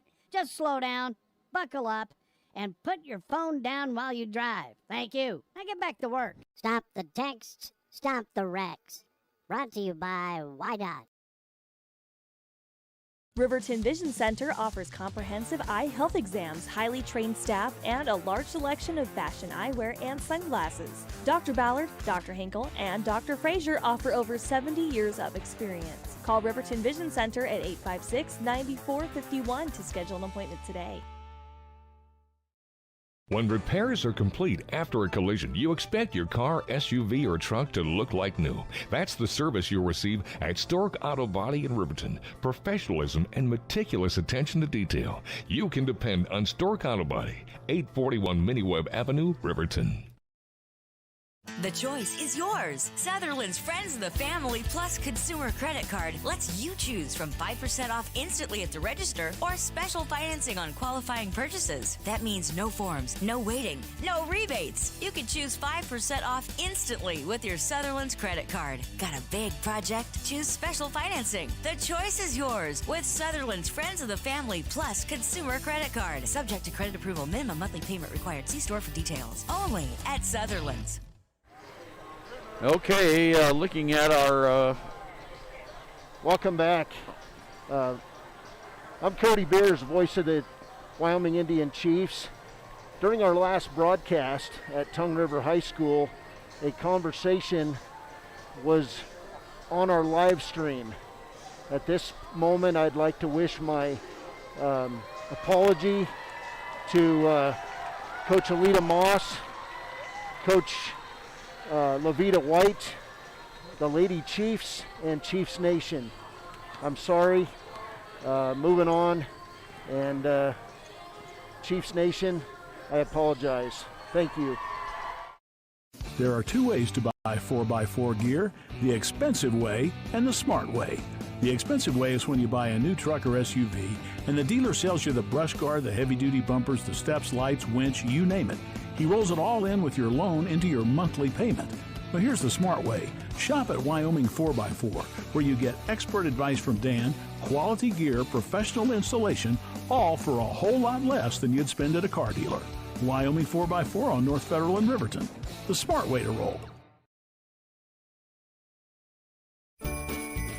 Hey, watch where you're going. Whoa! Ever since Rudolph got a new phone, he's been paying more attention to it than the road. I don't even think he realizes how dangerous it is. Come on, man. Rudolph, it's not very bright to be distracted during flight. Pay attention, keep it straight. Put your device down. It can wait. No elves were harmed in the making of this commercial. Stop the texts, stop the wrecks. Brought to you by YDOT. When you purchase your car, do you know if you got the best payment possible? The answer is probably no. Oftentimes, your loan is packed with additional charges that can drive your monthly payment higher than it should be, costing you thousands of dollars more for your car. Hi, this is Patty, and here is your second chance to get the payment you deserve. Visit Atlantic City Federal Credit Union today for a courtesy loan review. We've helped our members save money by refinancing their vehicle with us. Now it's your turn. Open your eyes to a credit union. Atlantic City Federal Credit Union. Back again, let's take a look at the final scoring in the Wyoming Indian girls game. We had Inez Harris had 25 points to lead all scorers. Kylan Fighting Bear ended with 13. Desi Seahair had 12. And then we went down to 7 points each for Leah Seabearing and Larissa McElroy. We had 3 points by Amaya Hermeni Horses, 2 points by Taylor Trosper, 6 points by Layla Sunroads, 3 points by Teresa Underwood, 1 point by Michaela Highwalker, and 2 points by Juliet Loneman. For the St. Stephen's Lady Eagles, they were led in scorer. The only player in double figures was Amanda Jenkins. She ended up with 10 points. Then we had 2 players with 4, Jonay Spoonhunter and Adriana Aragon. 3 points by Consuela Yellow Bear, and then 2 points each by Madison Ridgely, Phelan Ridgely, and Tasia Moss. And that was the final score for the girls game. The defending champion Wyoming Indian Lady Chiefs 81, the St. Stephen's Lady Eagles 26.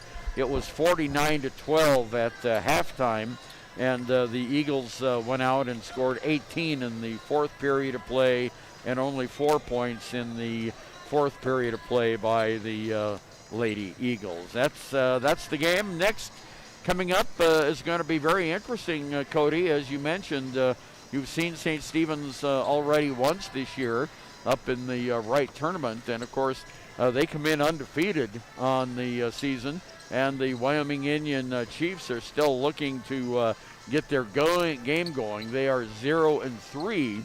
They had more games scheduled, but unfortunately the winter conditions prevented them from getting over to Wright for that tournament up on the Panthers' home floor. So this will be a real good test for Wyoming Indian and St. Stephen's.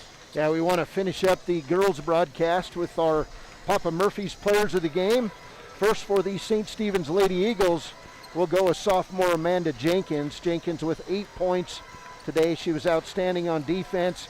She ended up finishing with 4 fouls along with those 8 points. Congratulations to St. Stephen's sophomore Amanda Jenkins. And for the Wyoming Indian Lady Chiefs, she was outstanding tonight. The senior, she hit 5 3-pointers in the game.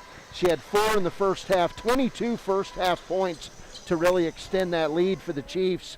And congratulations to Inez Harris, who scored a 3-pointer in the third quarter. She kind of dialed it back. She finishes with a game-high 25 points. Outstanding performance. She is our Papa Murphy's player of the game. We'll take a break. We'll come back. We'll start breaking down this matchup. This is Wyoming Indian basketball on 99.1 FM The Heat. Bailey's Enterprises is a proud sponsor of Riverton Wolverines football. For over 50 years, Bailey's has become the name you can trust. With Pit Stop Travel Centers, you can fuel up and stock up on trip snacks at locations all over Fremont County. You can also put your trust in Bailey Tire and Auto for service and to keep handy for those times when your luck runs out on the road. Refresh at the Speedway Cafe with a dine-in meal or a round of carry-out with a variety of specials to keep you going. Go with Bailey, go Wolverines. Welcome back as we get ready for Wyoming Indian boys basketball taking on the St. Stephen's Eagles tonight. It's 2A Southwest Conference play as this St. Stephen's Eagles team comes in. Very good performance early in this season. We'll see how they match up. They've got some of the coolest warm-ups that you've got out there, Ernie. Got kind of that San Diego Aztec feel.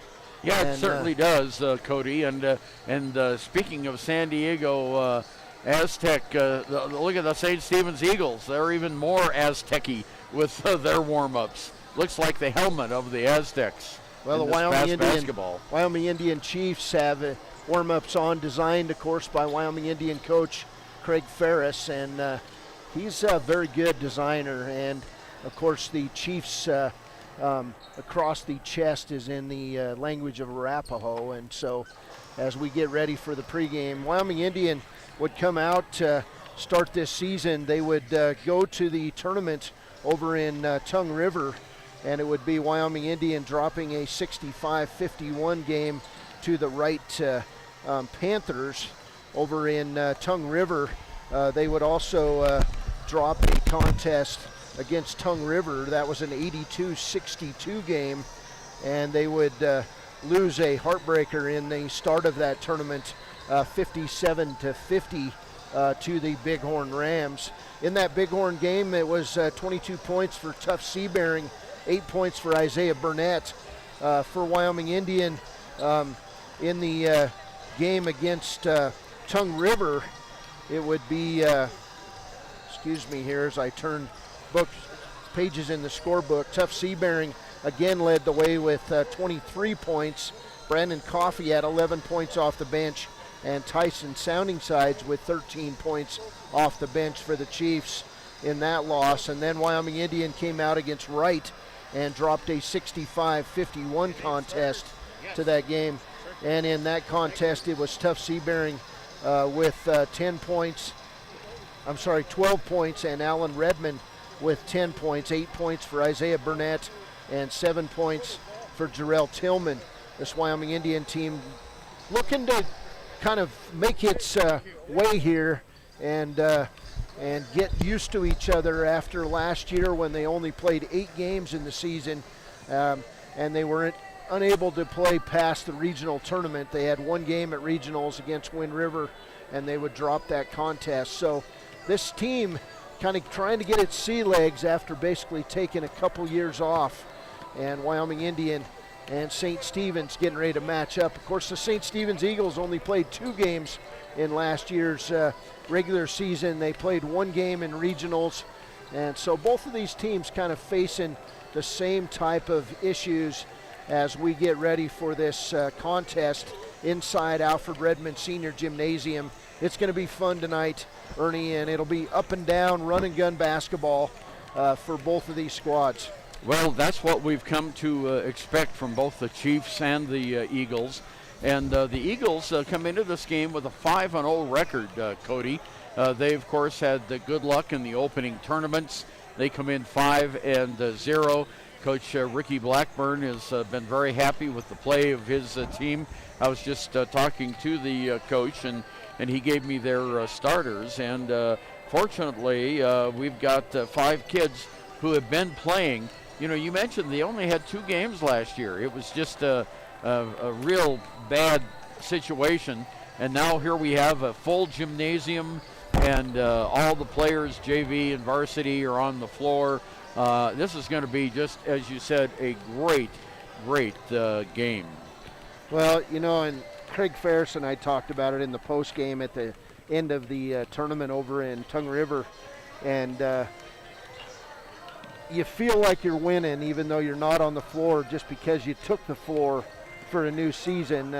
It's amazing you have to say that, but Wyoming Indian tonight getting to play that 4th game of the year with a lot to look forward to in the new year, as they will come back and go to Lovell on January 8th. And I did want to let people know in Chiefs Nation that we will not broadcast that game on January 8th, as I'll be out of town with family for about a week in there. But we'll be back with the Bighorn Basin tournament coming up, and we'll all be announcing that Bighorn Basin tournament as we move into mid-January, and then a bunch of conference games as we head toward regionals in Riverton.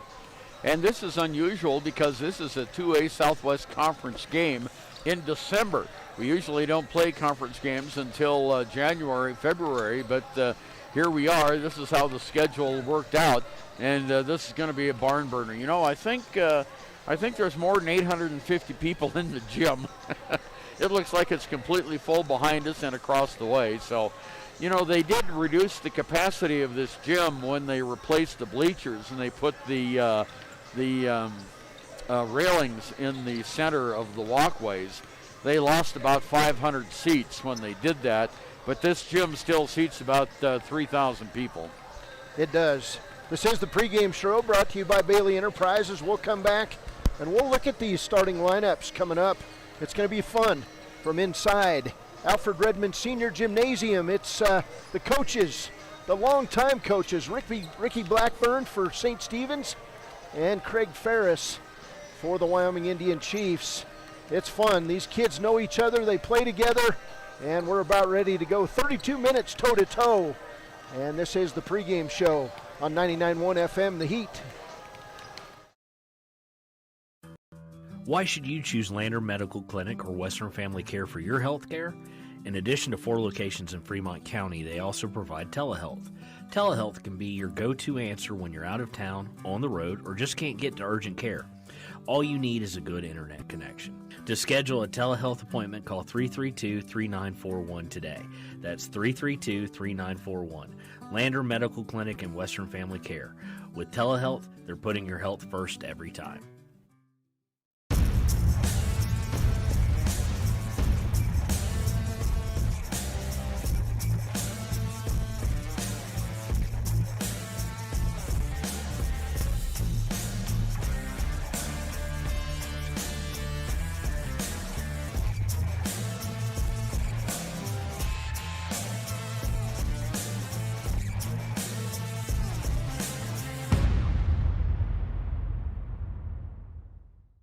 Riverton's Hampton Inn & Suites is proud to sponsor our youth athletics in Fremont County. Fremont County School Athletics provide our youth timeless experiences and lessons that can lead to success for life. Setting goals, teamwork, and hard work make young athletes into good citizens. You want one? Welcome back. Oh. No, I'm good. Okay. This is the pregame show brought to you by Bailey Enterprises. Wyoming Indian and St. Stephen's matching up here tonight. St. Stephen's will come out in their road red uniforms, and they've got feathers down each leg. They've got some cool warm-ups. Reminds you of the San Diego State Aztecs from the bowl game the other night that the Aztecs won. Yeah. Wyoming Indian, they'll come out in their home white uniforms. Columbia blue and red. It says Chiefs across the chest in the native language of Arapaho. It's going to be a good one tonight. These starting lineups, St. Stephen's is on a roll. They're 5-0 on the season. Wyoming Indian 0-3.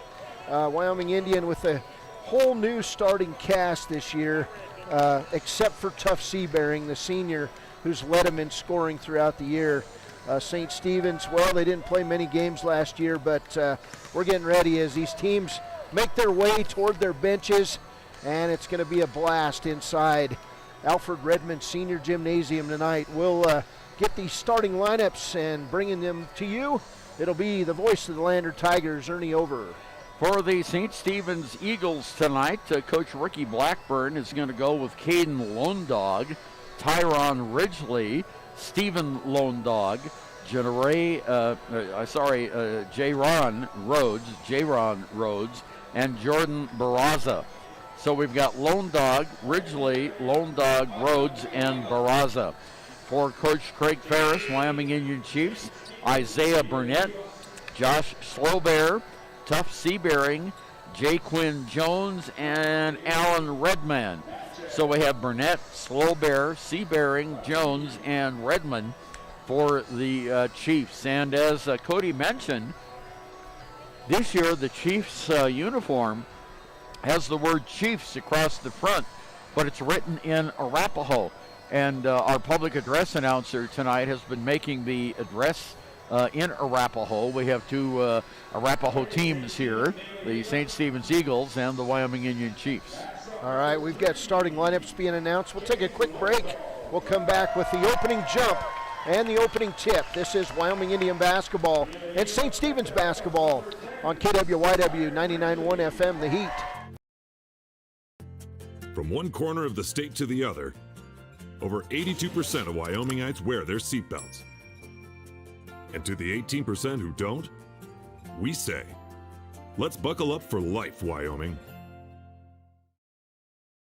Community Health Centers of Central Wyoming has locations across Fremont County ready to serve you at DuBois Medical Clinic, Riverton Community Health, and Lander Community Health Pediatrics. We accept all forms of insurance, including Medicaid and Medicare. Are you struggling to get medical care? Ask for their sliding fee scale. From family medicine to pediatrics, Community Health Centers are here to serve you. Call 307-463-7160 or visit chccw.org to schedule your appointment.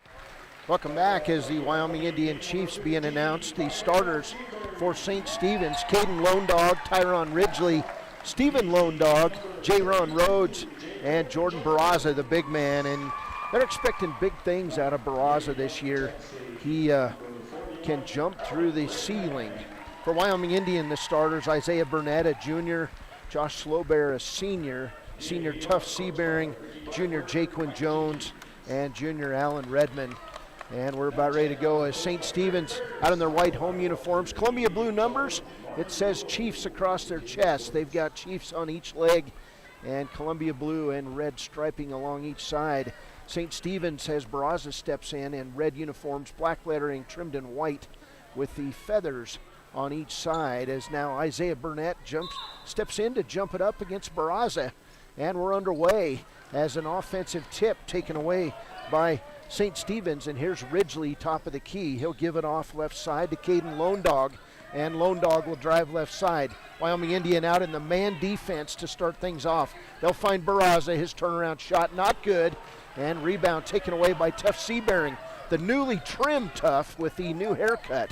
Here's Tuff inside, tried to go behind his back, and it'll go off St. Stephen's and out of bounds. It'll be Wyoming Indian basketball. Yeah, Tyron Ridgely was right in the way that time. The behind-the-back pass went right off of him and out of bounds. 7:36 to play first quarter. Here's an inbounds pass toward Burnett. He'll lose the ball, but Slowbear goes down, and then picking it up is Alan Redmond. Got to be a lot of butterflies going for the players. Here's Burnett's three. It'll go long, and the rebound comes off to J-Ron Rhodes. Down court to Barraza. Barraza double-teamed. He'll find in the corner for three. The shot up by Lone Dog, and it'll go off the rim and out of bounds. Wyoming Indian basketball with 7:12 to play first quarter. We're just underway in this 2A Southwest matchup. Here's Jaquin Jones at the point for Wyoming Indian, right side to Burnett. And St. Stephen's in the matchup zone defense. Here's Tuff inside. He'll be double teamed, and Seabearing will lose the ball out of bounds. It'll be a turnover on Wyoming Indian. St. Stephen's basketball right here in front of us, and the St. Stephen's bench. Here's Ridgely with the basketball, Tyron Ridgely. He'll quickly be double teamed at half court. Can't go anywhere, and then he'll step on the line. It's going to be a backcourt violation on the Eagles, so that'll be a turnover on St. Stephen's. Well, that is the Chiefs' strategy. You get someone trapped in the corner and double team them. Tuff Seabearing from the free throw line. His shot is long, and here's Jordan Barraza on the rebound. Barraza down the lane, left-handed, shot up good. And a sweet-looking shot for Jordan Barraza. And it's St. Stephen's lead of 2-0 here on the WyoToday.com scoreboard. Here's Jaquin Jones inside. He'll be fouled on the play as he looked to be looking for somebody to pass the ball to. But they're going to say he was shooting on the play. Yeah, Sounding Sides picks up the personal foul, 33. Foul actually on J-Ron Rhodes of Wyoming Indian. Tyson Sounding Sides plays for Wyoming Indian. So here's Jaquin Jones on the free throw. It's not good, and he'll get a second. You were just looking at the wrong side, Ernie. Oh, okay. Here's Jones, second free throw on the way. It's off, not good. And the ball going to be tipped out of bounds by Barraza, and it will stay with Wyoming Indian. 6:26 to play first quarter. Eagles lead it 2-0 here early. There's a pass inside taken away by Rhodes to Barraza. He's out on the break. And then stealing it away is going to be Slowbear, and he'll lose the ball out of bounds. So we got a turnover each way on that play, 2 each. And teams trying to get into this game. I'm sure a lot of butterflies here. First game of the year at Wyoming Indian. Here's Barraza. Long two is good. Jordan Barraza, sweet looking J, And it's 6:09 to play. It's 4-0 St. Stephen's. Back the other way, Redmond three-pointer, not good. Rebound, Slowbear. He'll kick it out to Jones. Jones tried to find tough Seabearing, and the ball's going to be tipped out of bounds. It'll stay with Wyoming Indian. Nice block on that play by Tyron Ridgely. He jumped up and just swatted it out of bounds. Josh Slowbear with the ball out of bounds. He'll bring it in to tough Seabearing, and he'll lose the handle. Taken away by Jordan Barraza. Barraza, top of the key. He'll bring it out, reset to Ridgely. He'll pop the long three. It's good. Tyron Ridgely from deep. It's 7-0 St. Stephen's. Timeout Wyoming Indian. 5:47 to play first quarter. We'll take a break. This is Wyoming Indian and St. Stephen's basketball on 99.1 FM, The Heat. Central Wyoming College now offers Bachelor of Applied Science degrees in Early Childhood Education and Organizational Management and Leadership, with an emphasis in outdoor education, tribal leadership, or business and entrepreneurial leadership. CWC offers 3 ways to learn: online, virtual, and in person. Learn, grow, lead, and advance at Central Wyoming College. CWC is leading the way with expanded programs in the Bachelor of Applied Science degree. 5:47 to go, first period. St. Stephen's out to a quick 7-0 lead over Wyoming Indian. Here's Cody. And Wyoming Indian's going to throw the ball away as tough Seabearing found Jaquin Jones, who throws it over the head of Alan Redmond, turnover number 4 on the Chiefs. It'll be St. Stephen's basketball, 5:44 to play first quarter. So far the Eagles looking good. Here's Barraza left side. Now right side on the angle to Stephen Lone Dog. And in the corner to Caden Lone Dog and Ridgely, top of the key. Ridgely already with that long 3 in this one. Top of the key to Rhodes, to Barraza, and he went in the air, caught it, and laid it in. Boy, that's a little smile there by Barraza. Alley-oop the old poor man's way underneath. Here's Jaquin Jones on the drive, is good, and Wyoming Indian gets his first bucket with 5:11 to play first quarter. Shot's going to be good, and we're going to get a foul on J-Ron Rhodes, his second. So Jaquin Jones back at the line. He's 0 for 2. Jaquin been looking to get his shot going, and he'll drain that free throw and complete the three-point play. It's 9-3 St. Stephen's, 5:11 to play first quarter. Here's Ridgely, cross the timeline, baseball pass underneath. And stepping on the end line is Tyron Ridgely for turnover number 3 on the Eagles. Wyoming Indian basketball, and now here's St. Stephen's out in the press. To Jaquin Jones. He'll throw it over the middle to Redmond. And Alan Redmond will break the press, and we'll get a reaching foul on St. Stephen's. That will go on Barraza. Jordan Barraza, his first. Third team foul. And the Chiefs will take it out right in front of us here. Here's Slowbear. He'll bring it in to Alan Redmond, to Jaquin Jones. Jones will set up the offense. He'll get the ball back, take it inside, and draw the foul on Tyron Ridgely, who looks at the official and says, no way. But it's his first foul. And the official said, yes, way. 4:52 to go, first period, 9-3.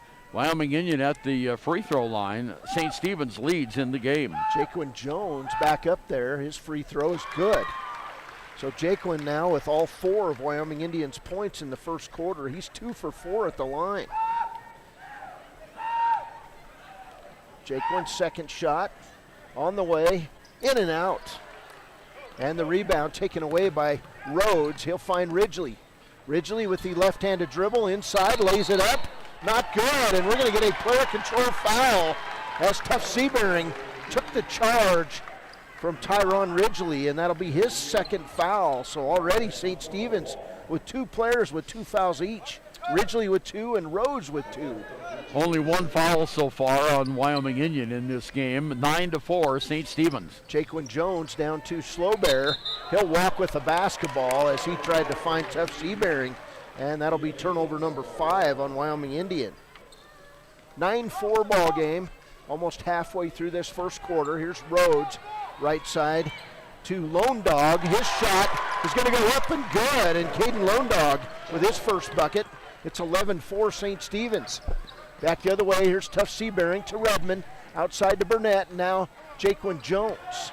Jones will reset it to Slowbear. Right side on the angle, Alan Redmond. Redmond bounce pass it to Tough Seabearing. So far, Tough unable to get it going. Here's Isaiah Burnett. Turnaround shot, not good. Rebound, Slowbear. Inside Redmond. He's going to get tied up, and then we're going to get a 3-second call as the crowd, the St. Stephen's Eagles crowd, calling that one out, helping the official. That one brings back some old memories of the 3-second calls from the crowds in years past. And that time it was. 3:59 to play, first quarter, 11-4 ball game. Here's Ridgely down court and a near steal by Tough Seabearing. And it'll stay with the St. Stephen's Eagles. So good first quarter of play by St. Stephen's. Here's Barraza on the inbounds pass. He's going to do the turnaround J, leave it short. And coming out of there is Jaquan Jones. Jones down court, going to drive the lane, pass it over. Jarrell Tillman in the game. Three-pointer is long. Rebound Barraza. And then the ball nearly stolen back by Jarrell Tillman. But it will stay with with St. Stephen's. I tell you, the Eagles have been really good in bringing the ball down court. That's like the first time Wyoming Indian has really challenged them at the half court, and Ricky Blackburn wants to talk about it. We have a 30-second timeout on the court. 3:37 to play. It's St. Stephen's 11, Wyoming Indian 4. It's a good one brewing here in Ethity. In any sport, athletes face the chance of sustaining an injury. According to the Athletic Training Association, 90% of student athletes reported some sort of sports-related injury. What's more, is 54% report playing while injured. For various reasons, sports-related injuries are increasingly leaving our youth at risk of exposure to opioid-based pain medication. Fremont WhenTheGameSlowsDown.com is here to help navigate monitoring medication, social support, and suggestions on what to do when the game slows down. Brought to you by Fremont County Prevention Program.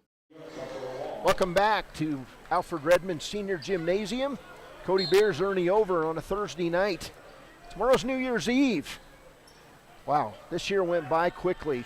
It was a tough year overall. Here's Caden Lone Dog with the basketball. To Stephen Lone Dog, now Jordan Barraza. Pass cross court, stolen away, Jarrell Tillman making the nice steal. He's going to go coast to coast over Barraza. It's good by the little big man, Jarrell Tillman. And it's 11-6. Here's Barraza back the other way. He'll kick the ball out of bounds as he went through his legs. Turnover St. Stephen's, and that'll be turnover number 5. And that last time, Tillman just crawled the ladder above over Barraza, who is about a foot taller than he is. There's Jarrell right down the lane, lays it up, not good. But Barraza, the rebound, and Tough Seabearing going to be whistled for his first foul. Jarrell Tillman, instant energy off the bench for Wyoming Indian. 3:04 to play, first quarter. It's an 11-6 ball game, and if you're here tonight, you're seeing a good one. If you're watching it on the live stream on Wow Today at YouTube, it's a good one too. Here's a beautiful pass by Ridgely and a missed layup by Lone Dog. Rebound Burnett. Down court, Seabearing. He'll stop, wanted the three, couldn't shoot it over Barraza to Jaquan Jones. His three-pointer's left short. And coming out Ridgely with the rebound. Down court, we're going to get Burnett on the foul, as going up to catch that ball was Caden Lone Dog.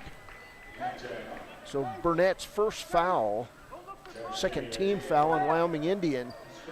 And it'll be St. Stephen's basketball as taking the ball out, Tyron Ridgely. 2:40 to go, first period, 11-6, St. Stephen's. Lone Dog, blocked shot by Brandon Coffey, and then a foul on Coffey from behind on J-Ron Ridgely.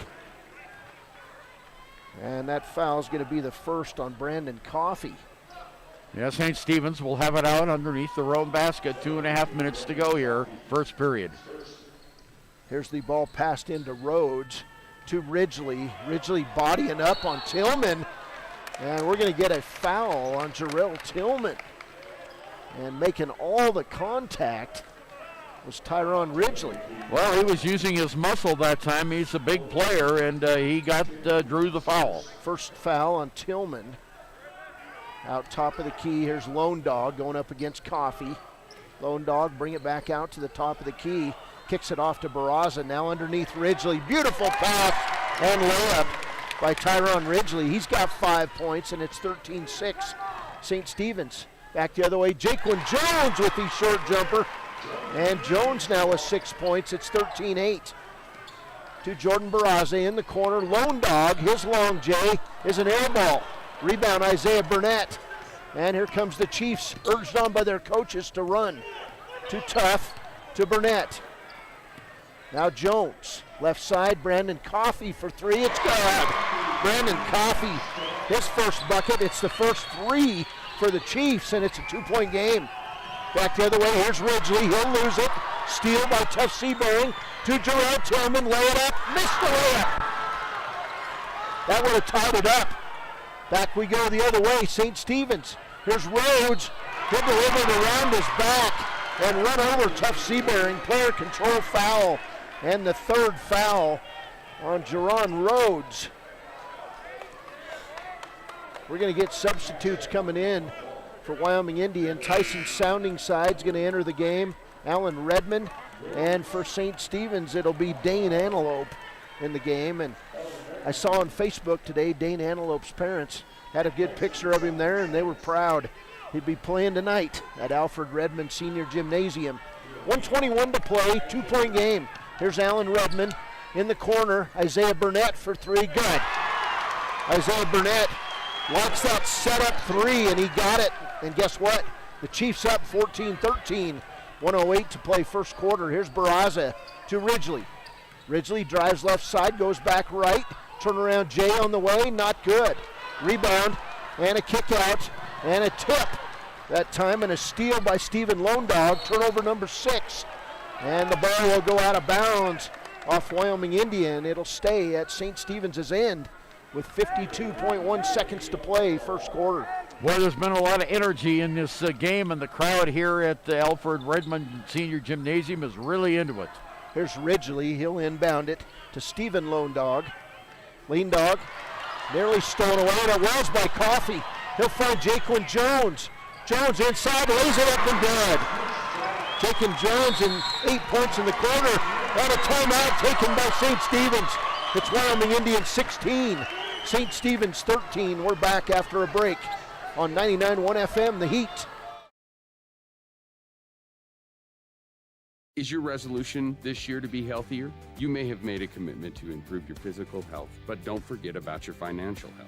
Atlantic City Federal Credit Union is listed as one of the healthiest credit unions in the U.S., and we are the healthiest credit union in Wyoming, according to depositaccounts.com. Don't risk having your accounts anywhere else. Become a member today and accomplish your first resolution by becoming healthier. Financially speaking, that is. Federally insured by NCUA. Open your eyes to a credit union. Atlantic City Federal Credit Union. Why should your new floor come from Carpet One? Because we're passionate about the spaces our neighbors call home. We're part of your community, and we're also part of the world's largest cooperative of independently owned and operated flooring stores. So you can be sure you'll get great selection and outstanding value with every installation.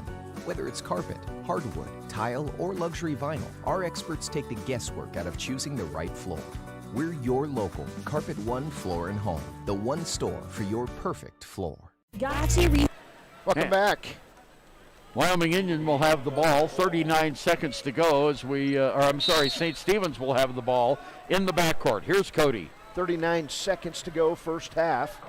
Bringing the ball across the timeline is Caden Lone Dog. It's been an up and down affair in this one. To Ridgely. He'll post up, and then he'll have his pocket picked by Alan Redmond. Redmond back the other way, tries to find Coffey underneath, and he'll be fouled as there was a layup waiting there, and the foul going to go on Stephen Lone Dog, his first, and that'll be team foul number 7 on St. Stephen's. So Alan Redmond going to go to the line to shoot one plus the bonus. 24.4 seconds to play, first quarter. A 3-point lead for Wyoming Indian. Here's the free throw from Redmond. It's good. So Alan Redmond now in the scorebook with his first point. Jaquan Jones leads all scorers in this one with 8 points. Here's Redmond. He'll eye it, fire it, and miss it. Rebound taken away by Barraza. Jordan Barraza back the other way. He'll go to the right side, take up the shot, not good. Front of the rim, And then the rebound by Dane Antelope and put back. He's fouled on the play. And it's going to be the first foul on Tyson Sounding Sides for Wyoming Indian. 15.5 seconds to play, 4-point lead for the Chiefs. Here's Antelope. He'll step to the line, left-handed free throw on the way is good. And that'll make his folks proud. Might get another Facebook post. He might. 3-point lead for the Chiefs. Second one on the way is good. Good-looking free throws by Dane Antelope, and it's a 2-point game. 12 seconds to go. Here's Redmond. We're inside 10 seconds. Allen will put it up. It's good. Allen that time just saw an opening, and he took it. 19-15, 2 seconds, 1, and that'll do it. We've played a quarter from Alfred Redmond Senior Gymnasium in Ethity. It's Wyoming Indian 19, St. Stephen's 15. We'll take a break on 99.1 FM, The Heat. Knows what it means to be on top of your game. For over 60 years, Gotchi has led the field in providing physical therapy, occupational therapy, and wellness in Thermopolis and their facilities in Worland, Basin, Cody, and Shoshone. Whether you're recovering from an injury, deconditioned, post-stroke, or just looking to take control of your health, you'll find years of dedicated experience paired with personal care at Gotchi Rehabilitation and Wellness. Learn more at gotchi.org. Your car or truck is an investment. When it needs repairs, you need someone you can trust to do the job right. Take it to Gunners Automotive. They repair all makes and models of cars and trucks, from oil changes to brakes, tires, and more. Gunners Automotive, 856-2288. High Plains. Welcome back. 19-15 as we head toward the second quarter. It'll be Wyoming Indian basketball. St. Stephen's started this game with a 7-0 run, and they had everything going for them. And then Wyoming Indian in that tough press of theirs took over, and the Chiefs now lead by 4. Here's Jaquan Jones, right side to Alan Redmond. He'll pop the three-pointer. It's a bit long. Rebound by Dane Antelope. And then Antelope will double dribble the basketball. And you know when that happens and you're an official, you think, did that really happen? See, one hand hit it. Yeah, two, double dribble. Yep. So 19-15, that's 8 turnovers on St. Stephen's, 7 on Wyoming Indian. Here's Jones. Too tough. Cutting to Alan Redmond. His shot up, left it short. Rebound Isaiah Burnett. He'll go up on Ridgely. A lot of body there, no foul. Both ways. Rebound. They'll kick it out to Barraza. He's going 1-on-3. Jordan Barraza knocks people down, gets his rebound, gets it back, puts it back up. And on the fourth time, Jordan Barraza gets the shot. Foul's going to go on Isaiah Burnett, and that was just pure hustle and some luck for Jordan Barraza. The ball kept coming off, and he kept going up like a man on springs. First free throw attempt by Barraza in the game. It's up. It's not good. 8 points for Jordan Barraza. Rebound Sounding Sides. Too tough Seabearing. He'll walk with the basketball. Tough looked over at the official. Almost incredulous, as that's turnover number 8 on Wyoming Indian. 7:24 to play first half. 19-17 Wyoming Indian lead. Here's Ridgely to Lone Dog. Lone Dog will kick it out to Barraza. Now an inlet pass to Antelope and back to Lone Dog for 3. Not good. Rebound Sounding Sides. He'll outlet pass it to Jaquan Jones, and we'll get a chest on a chin collision with Caden Lone Dog. Actually, it was face-to-face collision with Jaquan Jones and Caden Lone Dog, and Jaquan Jones got a little bit of blood coming out of his nose. He's going to have to come out of the game. Yeah, the first personal foul on Caden Lone Dog. The second personal foul on Caden Lone Dog. And going to the free throw line now for Wyoming Indian in those beautiful new uniforms. Jarrell Tillman. And he'll have 1 plus the bonus. First one by Tillman is good. He's got 3 points. Yeah, that was the first foul on Caden Lone Dog. They had to mess around with that for a minute before they got it right up there. Yeah. 7:07 to play. Second free throw is good. 21-17 Chiefs. 7:06 to play. Here's Barraza across the timeline. He'll dribble inside. Tillman has had some luck on him defensively. There's Lone Dog on the right wing, back up top of the key to Ridgely. Ridgely to Lone Dog. Could have possibly been called for a travel, wasn't. Interior pass from Antelope to Barraza. He's triple teamed. Shot is up and good, and Jordan Barraza now in double figures with 10. It's a 21-19 game. Back the other way, Jarrell Tillman walks with the basketball, and turnover number 9 for Wyoming Indian. Well, I tell you what, the pressure by St. Stephen's has resulted in a couple of turnovers here as we go into the 6-minute mark. 2-point game. Here's a near steal by Alan Redmond, and then he'll tip the ball out of bounds. That pass intended for Caden Lone Dog. 6:31 to play, and we'll get coming in the game for the first time, Kenneth Addison, freshman for Wyoming Indian. And coming out, Tyson Sounding Sides. It'll be St. Stephen's basketball. And here's Tyron Ridgely. He'll inbound it deep to Barraza. Barraza fakes left, goes right, and we'll get a blocking foul on Tough Seabearing in a beautiful move by Jordan Barraza. Second foul on Seabearing. Barraza 0 for 1 from the line Barraza tonight. Game high 10 points. 8 points on the other side for Jaquan Jones. He'll shoot 2. First one good. Barraza with 11 points. Love the color of his basketball shoes. Kind of an off green. They really stick out. Second one's on the way and good. Jordan Barraza now at 12 points. I think they call that teal. We're even up, 21 apiece. Back the other way, Tillman for 3, not good. Rebound Ridgely. St. Stephen's with the basketball. Ridgely right down the lane with 5 steps, and he'll walk with the basketball. They got him on that one. Turnover number 9 for St. Stephen's. Back in the game, Brandon Coffey, and we'll get Tough Seabearing coming out. Chiefs basketball, Jarrell Tillman, Alan Redmond. We've got Kenneth Addison, Brandon Coffey, and Isaiah Burnett on the floor, and picking the pocket is Jordan Barraza, and he'll slam it home. Barraza, the right-handed, one-handed slam, and it's 23-21. Back the other way, Tillman down the lane, not good. Rebound Barraza to Lone Dog. He'll kick it outside to Antelope, back to Lone Dog. So we got to see our first slam of the season from Jordan Barraza inside Alfred Redmond Senior Gymnasium. Here's Ridgely.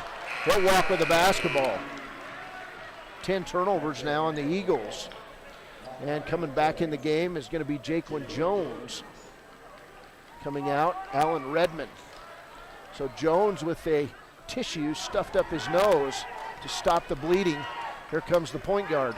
To Addison right side. His three-pointer is short. And the rebound off to Jordan Barraza. St. Stephen's with a 2-point lead. Shot on the way, not good by St. Stephen's. That shot by Stephen Lone Dog to Jarrell Tillman, and then he'll throw the ball out of bounds.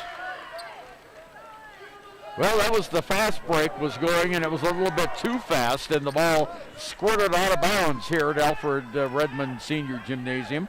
St. Stephen's has it. Here's Cody. Pass went one way, and the player went the other. Here's Lone Dog. He'll break the press. To Antelope, lay it up good. Dane Antelope now with 4 points, and it's a 4-point lead for St. Stephen's. Back the other way, Jaquan Jones. He'll go down the lane, and we'll get a blocking foul on number 32. And I don't have him in the book. We don't have a 32. Well, let's see if we can find it. Yeah, see if we can get that there. As Jaquan Jones going to go to the line. 32. No, we don't have one on the roster. We'll find out who it is. Yeah. Who's 32? Shy Roman is 32. It'll be his first foul. We didn't have a number for him. First free throw up by Jaquan Jones is not good. Jaquan in this game now 2 for 6 at the line. 8 points. 5:01 to play first half. Second free throw on the way is good. So 3-point game, 25-22, 5 minutes to play, first half. Here's Ridgely. He'll dribble into the double team, and then it's stolen by Seabearing, but he'll step out of bounds. So turnover each way on that one. 11 for each team. St. Stephen's basketball. This one going to go down to the end, I believe. Here's Roman on the drive. Shot up good. Shai Roman off the bench with his first bucket. And it's a 5-point lead. Back the other way. Addison lays it up and good. Now we're going to have to keep our head up. Back and forth we go. Here's Lone Dog. 4:38 to play, first half. 27-24 lead for the Eagles.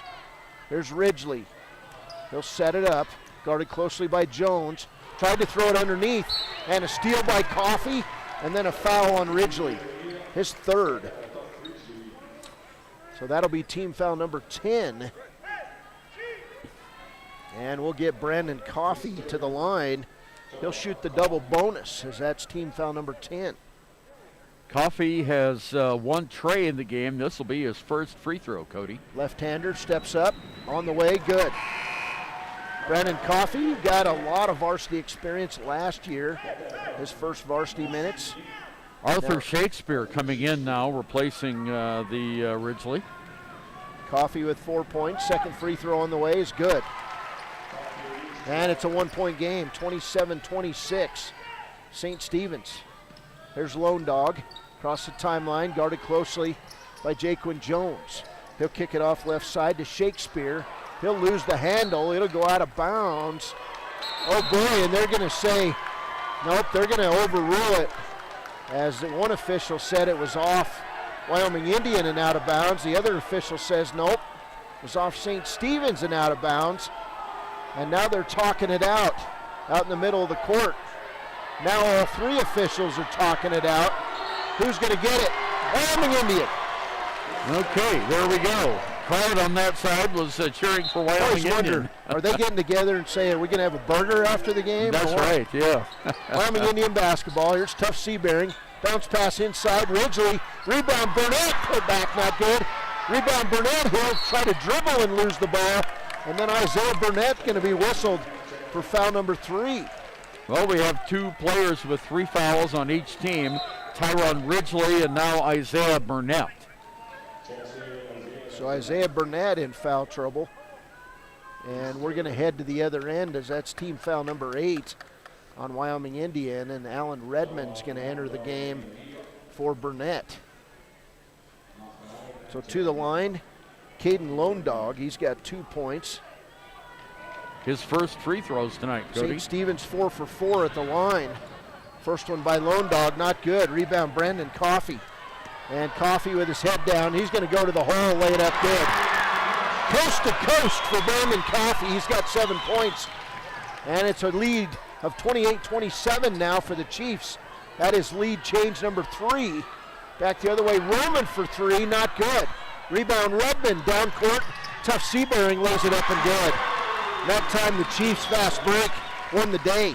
Yeah, that was a great pass too. And St. Stephen's is going to call timeout. Coach Ricky Blackburn trying to get the officials' attention. It doesn't get it, and Wyoming Indian has the ball. Lone Dog for 3, not good. Rebound, tough Seabearing. He should have whacked, no call. Addison's 3, not good.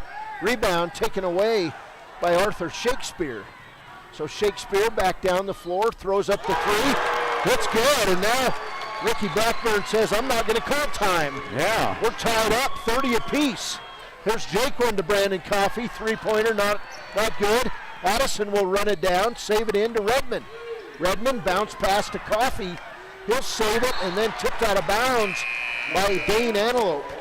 Substitutes back in. First for Wyoming Indian, it'll be Darian Augustine, the freshman. He'll replace Addison, and Jordan Barraza will come back in. He'll replace Shai Roman. 30-30, 2:53 to play first half from Wyoming Indian High School. Here's a pass in the corner, 3 on the way, not good by Augustine. Rebound Redmond through his legs to Coffey, lays it up and good. And the Chiefs back in the lead. It's the 4th lead change in this game. And now Coffey with a steal to Augustine, to Redmond. And Redmond misses the layup, but will get a foul before the shot. And it'll be on Stephen Lone Dog, his second. I keep seeing fingers in front of my face. 2:36 to play first half. 2-point game, and we're having a blast here inside Wyoming Indian High School. Here's Darian Augustine to the line. First free throw attempt. And the freshman knocks it down. His first point. 33-30 now. Chiefs up by 3. And re-entering the game with 3 fouls is Tyron Ridgely for St. Stephen's. Darian Augustine, he's got the most colorful shoes on the Wyoming Indian roster. His free throw, not good. And we're going to get, it hit the rim. They're questioning whether the ball hit the rim or not, and it did hit the rim. Well, the officials are from Cheyenne tonight. It's going to be white ball after that missed free throw by Darian Augustine. So 2:35 to play first half, and they got together and sorted that one out. That was a quick whistle, I think. Here's Redmond inside. Layup good by Tuff Seabury. Nice inbounds play, and the Chiefs now with a 5-point lead. And Jordan Barraza with the basketball back on the court. He's going to drive the lane, kick it off to Ridgely, and a blocked shot nearly for Tuff Seabury, but they're going to say he got Ridgely with body. And that is the third personal now on Tuff Seabury. So he and Isaiah Burnett each have 3 fouls, and quickly coming in to replace him is Jaquin Jones. On the other side, Tyron Ridgely and J-Ron Rhodes with 3 fouls each for St. Stephen's. Here is Ridgely's free throw, and it's good. 6 points for Tyron Ridgely. And that's his first free throw of the game. Ridgely with 6 points. He'll shoot a second. It's on the way and good. 7 points now for Tyron Ridgely, and it's a 3-point lead for the Chiefs. 35-32, 2:16 to play in this first half. Here's a turnaround shot by Brandon Coffey, and a hammering put on him by Barraza, and it's the second foul on Jordan Barraza. So Brandon Coffey walks off the hard foul, and he'll step to the line to shoot 2. He's got 6 points in the quarter, 9 for the game. All those off the bench for Brandon Coffey. First one on the way is good. So Brandon Coffey in double figures with 10. He leads Chief scorers. Coffey still perfect at the line. 4 for 4 in the quarter. He's got 8 points in the quarter for Wyoming Indian. 5-point lead for the Chiefs. Here's Lone Dog. And he'll be fouled by Tyson Sounding Sides at the top of the key. Second foul on Sounding Sides. Both teams with 10 fouls now, so we're in the double bonus for both teams. And going to the free throw line is Caden Lone Dog, who has 2 points. He missed his first free throw attempt. This will be his second trip to the charity stripe. Lone Dog with 2 points, and he'll miss that free throw, so he'll get another. 37-32 lead for the Wyoming Indian Chiefs. 2:03 to play first half. Second one on the way is good. So Lone Dog with 3 points, and the Chiefs lead is 4. Here's Jaquin Jones to Coffey. He'll pop the 3. It's good. Brandon Coffey feeling it here in the second quarter. He's got 11 points and 14 for the game, and it's a 7-point Wyoming Indian lead. Here's a steal by Sounding Sides. Behind his back to Coffey. Lay it up. Good. And a beautiful fake. Sent Barraza flying out of bounds. 9-point lead for the Chiefs. The largest of the game by Wyoming Indian. Here's the shot up by Ridgely. Not good. Rebound Coffey, and stolen back by Barraza. To Barraza. Lay it up good. Jordan Barraza now with 16 points. Here's a steal by Lone Dog, and he'll lay it up and good, and he'll be fouled. Lone Dog took it away from freshman Darian Augustine, and Augustine with his first foul. So Lone Dog now with 5 points and a chance at 6 with 1:21 to play. Well, it was sorry, Cody. It was a 9-point lead just a few minutes ago, and 2 straight baskets and now a free throw by St. Stephen's, narrowing the gap. 42-37, free throw, not good. Rebound taken away by Coffey. Down court, Chiefs throw it away. Turnover on Wyoming Indian. Coffey has the best hair of tonight's game. 14 turnovers now on the Chiefs, and they're trying to let St. Stephen's crawl into this game with 1:13 to play. Here's Lone Dog. Right side to Antelope. Inlet pass, Barraza. Turnaround shot, not good. Rebound, Allen Redmond. Here comes the Chiefs. Redmond down the lane. Tried to throw it to Jaquan Jones. Stolen away by Barraza. He'll find Lone Dog, who trips over his own foot. And the Chiefs back the other way. Here's Jones right in front of us to Brandon Coffey. He'll come up with the ball, double teamed. Left side Jones behind his back. He's double teamed in the corner. And then he'll throw the ball off St. Stephen's. Who's it going to be off of? Off Wyoming Indian and out of bounds. Turnover Chiefs, number 15. 39 seconds to go here. Chiefs by 5, 42-37. Good ball game here. 39.3 seconds. Here's Barraza across the timeline. He'll find Ridgely, top of the key. Tyron Ridgely making way with his body. Wanted the shot. Great defense by Allen Redmond. Kicks it back out to Barraza. Barraza right side to Ridgely. Ridgely sets it up to Lone Dog. 19 seconds to play. Second quarter, he'll go down the lane, lay it up, not good. Rebound taken away by Jarrell Tillman. And then we'll get a foul on Lone Dog. That'll be 4 on Lone Dog. I'm sorry, 3 on. That foul's going to be on Tyron Ridgely. Yeah, that's what I thought. Tyron Ridgely. So 4 fouls on Ridgely. 12.2 seconds to play. One of the main cogs in this St. Stephen's machine, and he's got 4 fouls. Gerald Tillman, 2 for 2 at the line, looking for his 3rd free throw. Tillman, shot on the way is good. Perfect at the line, 3 for 3. 12 seconds to go here, first half. 43-37. Tillman eyes it, fires it, and gets it. 6 points for Jarrell Tillman, Wyoming Indian in this half. 9 for 10 at the free throw line as Josh Slowbear comes back in for Brandon Coffey. 10 seconds. Here's Lone Dog to Barraza. 7 seconds. Barraza finally crossed the timeline. He's going to go down toward the lane, and we'll get a foul on Jaquan Jones, his first. 3.7 seconds to play, and Jordan Barraza now going to go to the line for St. Stephen's. He's 2 for 3 from the line so far in this evening's game. He's got 10 points in the quarter, 16 for the game. First free throw is good. So 17 points for Jordan Barraza. 44-38 ball game. 3.7 seconds to play first half. Second free throw is good. Chiefs basketball. Here's Jones to Tillman. 2 seconds. Long shot from Tillman, and it almost goes. It was in line. It caught net, and that's the first half. Wyoming Indian 44, St. Stephen's 39. We'll be back with the WyoToday.com halftime show coming up next. This is Wyoming Indian and St. Stephen's basketball on 99.1 FM, The Heat. Energy Cooperative. What does that mean for you as a Rural Electric Association member? It all comes down to 7 principles: open membership, one voice, one vote, member benefits, independence, education, cooperation, and community. To understand how it all works, we're headed back in time.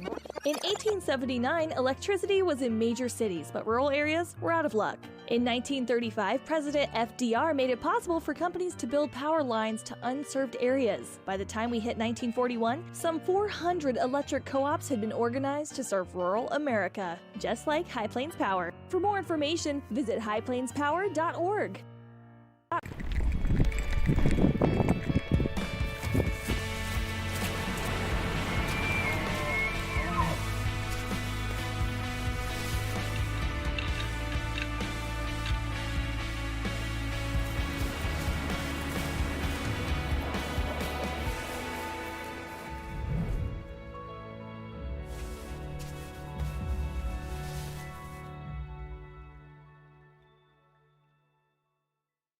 Hi, this is Terry Banker. I'm minister at New Hope Christian Church in Lander, Wyoming. We want to support the kids of this area academically, athletically, and spiritually. Our address is 630 Mount Hope Drive. Come to Sunday school at 9:30 and our worship service at 10:45.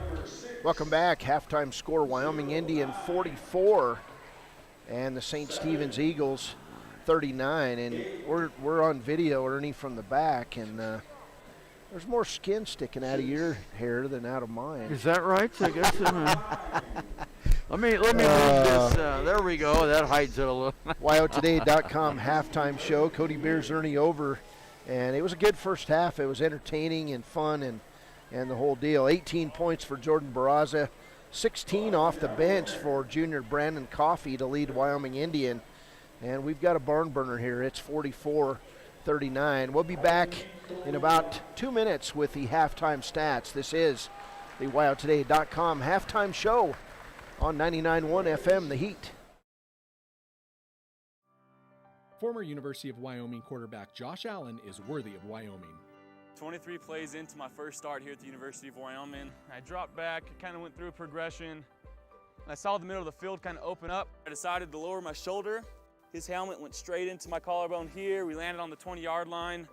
At that moment, I knew something was really bad. So Josh's collarbone was pretty bad. He had broken in multiple places, and it required hardware fixation with the plate in order to get it back together. It was devastating news to me and my family, just knowing that, it could have ended 23 plays in. We had no question whether we could perform the surgery here, given our wider range of varying subspecialties within orthopedics. I would recommend Premier Bone and Joint Centers. The thing that made me feel really comfortable with them was they made it feel like your own family. I think he'll have no problem performing in the NFL. His rehab and his recovery done very well, and I don't see any restrictions on him whatsoever. They want the best for you, and they won't steer you wrong. Let us show you why we're worthy of Wyoming. All right, listen up, elves. I know this is a busy time of year, and we all have places to be and things to do. But please, don't text and drive. Be careful. Last week, Sheldon and Shipping crashed into a load of Legos. And yesterday, Randy and Rapping ran through a red light. Just slow down, buckle up, and put your phone down while you drive. Thank you. Now get back to work. Stop the texts, stop the wrecks. Brought to you by WYDOT. Riverton Vision Center offers comprehensive eye health exams, highly trained staff, and a large selection of fashion eyewear and sunglasses. Dr. Ballard, Dr. Hinkle, and Dr. Frazier offer over 70 years of experience. Call Riverton Vision Center at 856-9451 to schedule an appointment today. When repairs are complete after a collision, you expect your car, SUV, or truck to look like new. That's the service you'll receive at Stork Auto Body in Riverton. Professionalism and meticulous attention to detail. You can depend on Stork Auto Body, 841 Miniweb Avenue, Riverton. Welcome back. Halftime show here is, hey, Ernie, turn around. Wave at the camera. All right. This is the halftime show. You bet. Hey, our cameraman had to head outside for a minute, and so we're going to bring you our backs reading the halftime stats. And St. Stephen's, well, they would end the first half with 14 turnovers. Wyoming Indian unofficially with 15 turnovers. It was a back-and-forth affair in this one. Wyoming Indian would outscore St. Stephen's 19-15 in the first quarter and 25-24 in that wild second quarter of play. This halftime score, 44-39. Here's Ernie with the individual stats. For St. Stephen's, leading the way, Jordan Barraza, who scored the 6 of the first 7 points by St. Stephen's. They took a 7-0 lead before Coach Craig Ferris called timeout and settled down the Chiefs, and then they got the lead at the end of the first period. Barraza has 18 points, all but 4 on field goals from mostly inside the paint. 7 points by Tyron Ridgely, but he has 4 personal fouls. 5 points by Caden Lone Dog, who has 1 personal foul. 3 points by Arthur Shakespeare. Dane Antelope comes in, had 2 points in the quarter, 2 free throws in the first, total of 4 points. And Sky Roman, who came into the game in the second quarter, has 1 field goal. for a total of 2 points in the game. For Wyoming Indian, leading scorer, also with 18 points at halftime, is Brandon Coffey. Boy, has he been good. He's hit 2 threes, has 4 of 4 from the free throw line, and 3 field goals for his 18 points in the game. With 9 points is Jaquin Jones. He has 3 for 7 from the free throw line and 3 field goals, and that's for 9 points. Alan Redmond has a field goal and a basket and a free throw for his 3 points in the game. Tuff Seabearing has 2 baskets in the second quarter for 4 points. Kenneth Addison with 2 points in the quarter. Then we have Isaiah Burnett has 3 points on a tray. Jarrell Tillman has 6 points, a basket, and 4 for 4 from the line. And Darian Augustine has 1 point, 1 for 2 from the free throw line. In the foul department, Isaiah Burnett and Tuff Seabearing have 3 fouls each for Wyoming Indian. And for St. Stephen's, Tyron Ridgely has 4 fouls, and Jerron Rhodes has a total of 3 fouls. Turnovers in the first half, 14 by St. Stephen's and 15 by Wyoming Indian. The Chiefs come into this game with a 0-3 record, and St. Stephen's is 5-0. And this has been a barn burner. It's just what we thought it would be, Cody. Wyoming Indian 13 of 19 at the free throw line in the first half. St. Stephen's 9 of 13. So Wyoming Indian able to get to the line and score 4 more points, and the difference is 5 in that first half.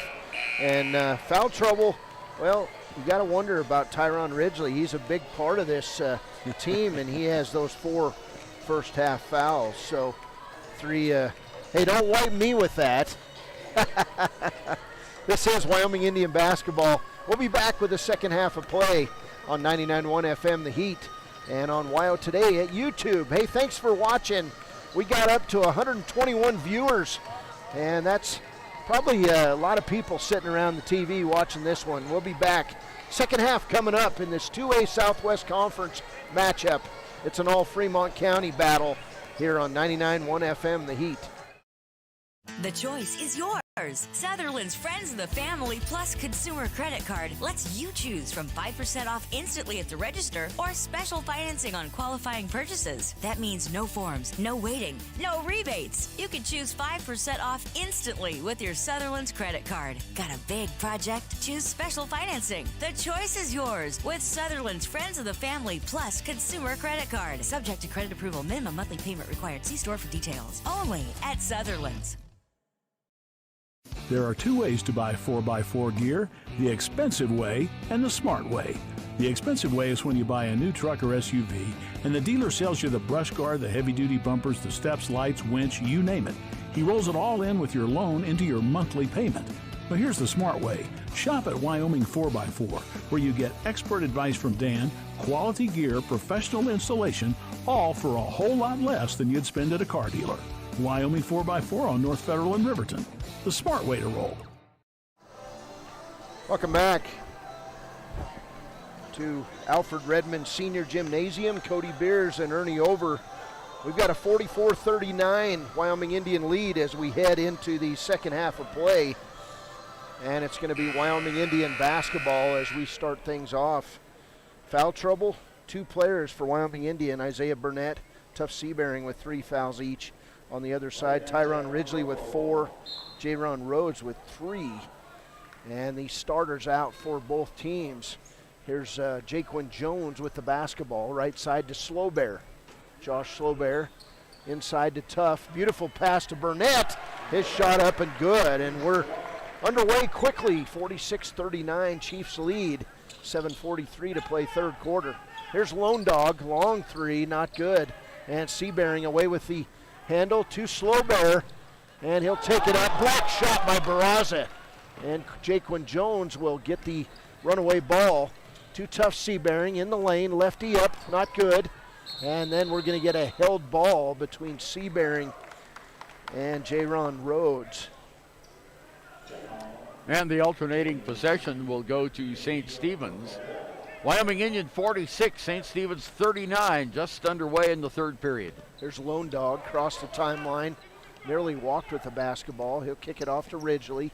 Now Jordan Barraza underneath, picked up by Lone Dog, Stephen Lone Dog. He'll kick it out to Tyron Ridgely. Ridgely playing with those 4 fouls, left side to Lone Dog, and he'll walk with the basketball. Turnover number 15, I believe, on St. Stephen's. That's correct. So Slowbear inbounds it to Redmond.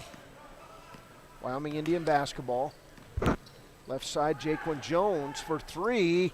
Hits long off the back of the rim. Rebound, Tough Seabearing. He walks, no call, to Redmond. Redmond loses the ball, kicks it out to Burnett. And he likes that corner 3. That's his second of the game. And Isaiah Burnett now with 8 points and 2 long threes from the corner. Yeah, it's a 10-point lead now, largest of the game by Wyoming Indian. Here's Lone Dog back the other way, 49-39 lead to Ridgely. Ridgely along the baseline, matches up against Redmond. He'll throw up the shot, not good. A lot of one-on-one play here early for St. Stephen's. Jaquan Jones off to Allen Redmond.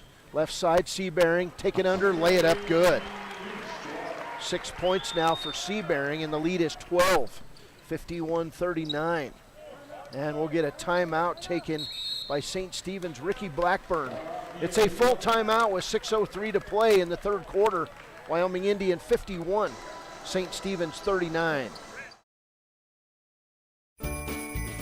Hey, watch where you're going. Whoa! Ever since Rudolph got a new phone, he's been paying more attention to it than the road.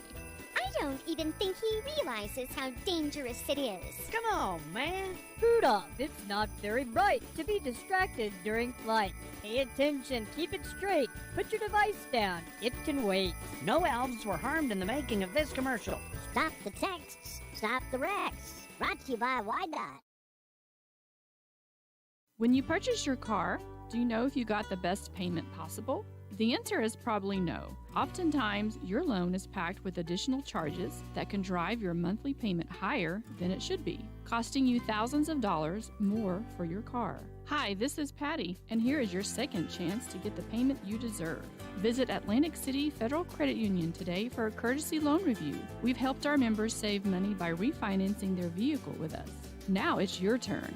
Open your eyes to a credit union. Atlantic City Federal Credit Union.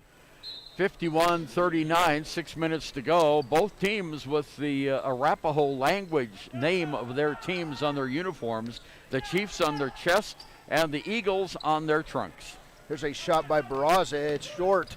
Rebound Wyoming Indian. 5:51 to play. Jaquan Jones with a beautiful move. Tried to use the rim to his benefit, and he missed the shot. And then we'll get a foul on Allen Redmond, I believe. Yep. Allen Redmond, his first foul. Redmond with 3 points in this game. Young player who's trying to find his identity, but he'll outwork anyone on the floor. Here's a pass to Stephen Lone Dog, inlet pass to Jordan Barraza. He's double teamed, his shot not good, gets his rebound back, puts it up, not good, gets it back, and then we'll get a held ball. So that was a play that looked a lot like one in the first half, Ernie. Yeah, it sure did. And Barraza getting rebound after rebound. But he couldn't get the ball all by himself, so Wyoming Indian has it momentarily as they travel down court. 16th turnover by the Chiefs. Tough Seabearing with the walk. 5:27 to play, third quarter. There's Rhodes, he'll inbound it to Ridgely. Somehow he came out of there with it. Ridgely down the lane, misses the layup. Rebound, Allen Redmond. Redmond out on the run. Right side to Jaquan. Underneath the lane, throws up the left-hander, not good. Back the other way to Barraza. Barraza makes the move, lays it up right-handed and misses it. Rebound Redmond. Back the other way, a little bit out of control for both teams. There's Burnett again from the corner, air ball. Rebound, Tough Seabearing, and he lays it up and good. Tough now with 8 points, and it's a 53-39 lead for the Chiefs. Back the other way, Ridgely to Barraza. Wide open 3 on the way. Side of the rim, not good. Rhodes will run it down to Stephen Lone Dog. They'll reset. to Caden Lone Dog. Right side, Ridgely. Ridgely will pull up for three. It's good. That's a set shot. He's in double figures now with 10. Playing with those 4 fouls, Tyron Ridgely. To Redmond. Down the lane, tough. Lay it up. Missed the layup. Should have used the backboard. Did not. Rebound, St. Stephen's. Back the other way, and I just heard the coach said use the backboard. Yeah. To Ridgely. Same spot, second straight three. And that'll get you into the game quickly. The lead is 8, 53-45. Yeah, his third three of the game. There's Redmond, across the timeline, left side to Tough Seabearing, now underneath Burnett, to Josh Slowbear. Slowbear will go up, and I believe Tyron Ridgely just fouled out of the game. He did. He picked up his 5th personal foul. He fouls out with 13 points in the game at the 3:56 mark here of the third period, so he's done for the day. And Cody, we were talking earlier before the game about conditioning of these teams, and it looks like St. Stephen's is starting to hold their hands on their knees now. They might be a little less conditioned than the Chiefs. In the game for Wyoming, or for St. Stephen's, is Adrian Seahair, as Josh Slowbear misses the first free throw. We didn't have Seahair in the program. So Adrian Seahair, second free throw by Slowbear is good. And he's now in the book, 1 for 2 from the free throw line. 9-point lead by the Chiefs, 54-45. Just under 4 minutes to go here in the third. Here's Barraza, 360 move in the lane, and he'll be fouled on the play, I believe, by Tyson. Nope, they're going to say Jaquan Jones on the foul. That'll be his second of the game. So to the line, Jordan Barraza, 18 points in the ball game. He'll shoot 2. He's 4 for 5, now 5 for 6 from the lane. 19 points for the high-flying Barraza. He's got 1 slam dunk in this game. He can play with both hands.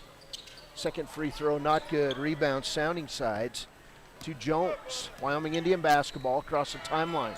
Jones drives right side, takes it inside, kicks it to Brandon Coffey. Three-pointer, not good. Rebound, outlet, length of the court, a Lone Dog.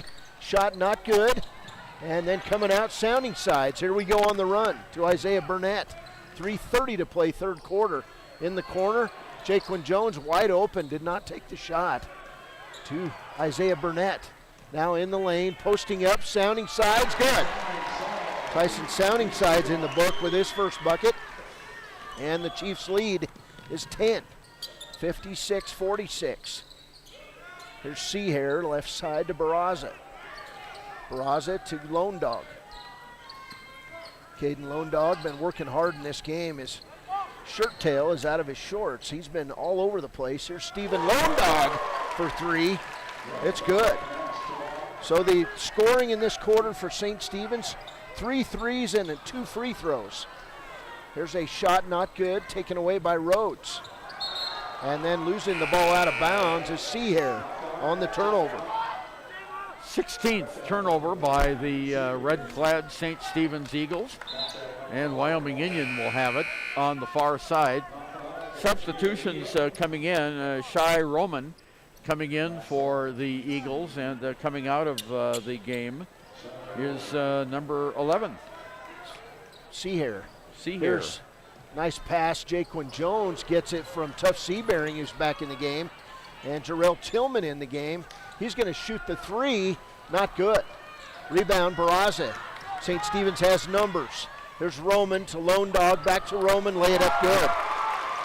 Shai Roman with his second bucket. He's got 4 points, and it's a 5-point lead. Here's Sounding Sides. He'll throw it out toward midcourt. And they're going to say over and back on the turnover. And Wyoming Indian says timeout. We're going to go full timeout. 2:13 to play third quarter. We've got a ball game. St. Stephen's fighting their way back into this one. And we'll be back. Bailey's Enterprises is a proud sponsor of Riverton Wolverines football. For over 50 years, Bailey's has become the name you can trust. With Pit Stop Travel Centers, you can fuel up and stock up on trip snacks at locations all over Fremont County. You can also put your trust in Bailey Tire and Auto for service and to keep handy for those times when your luck runs out on the road. Refresh at the Speedway Cafe with a dine-in meal or a round of carry-out with a variety of specials to keep you going. Go with Bailey, go Wolverines. Why should you choose Lander Medical Clinic or Western Family Care for your health care? In addition to 4 locations in Fremont County, they also provide telehealth. Telehealth can be your go-to answer when you're out of town, on the road, or just can't get to urgent care. All you need is a good internet connection. To schedule a telehealth appointment, call 332-3941 today. That's 332-3941. Lander Medical Clinic and Western Family Care. With telehealth, they're putting your health first every time. St. Stephen's basketball. Here's Lone Dog outside to Roman. Three-pointer is good. Shy Roman knocks it down, and that's 4 threes in the third, and it's a 2-point game. Here's Sounding Sides for 3. Not good. Rebound tough. Outside to Isaiah Burnett. He'll up and under Barraza. It's good. And it'll be a foul on Jordan Barraza. Nice move by Isaiah Burnett to end that St. Stephen's run. Third foul on Barraza in the game, and going to the line for the first time tonight is Isaiah Burnett. Burnett with 10 points, now 11. He's got a pair of threes, and the Chiefs lead back to 5. 1:53 to play, third quarter. Here's Roman on top of the ball, they say, as he had those high dribbles. He'll drive inside, and Rhodes is going to be fouled on the play by Tuff Seabearing. And that'll be foul number 4 on Tuff.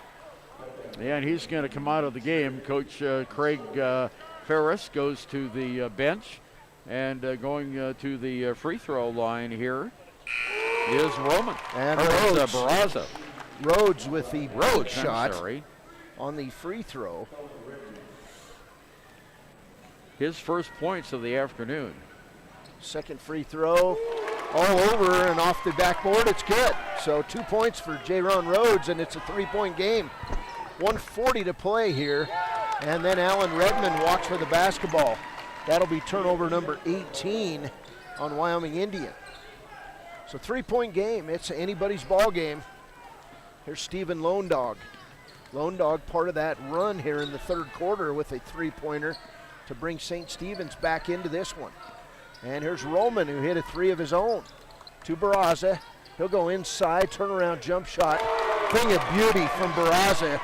And he's got 21 points. 59-58 Chiefs. Here's Redmond inside, kicks it out to Jarrell Tillman. And then Tillman's going to be fouled on the play by Caden Lone Dog. That will be team foul number 3 on St. Stephen's. And personal foul number 2 on Lone Dog. So the Chiefs will have it underneath their St. Stephen's basket. Minute 13 to go. It's a 1-point lead by Wyoming Indian. Tillman inbounds it to Sounding Sides. Sounding Sides around the horn. Comes in the lane, puts it up hard off the backboard. He'll get it back on the good hustle play and be fouled from behind. And that foul going to be on J-Ron Rhodes, his 4th. So we're getting foul trouble all the way around. Rhodes with 4, Tuff Seabearing with 4. Fouled out of this game, Tyron Ridgely at the 3:56 mark of the third quarter. And here's Sounding Sides at the line. First free throw attempt in the game. It's good.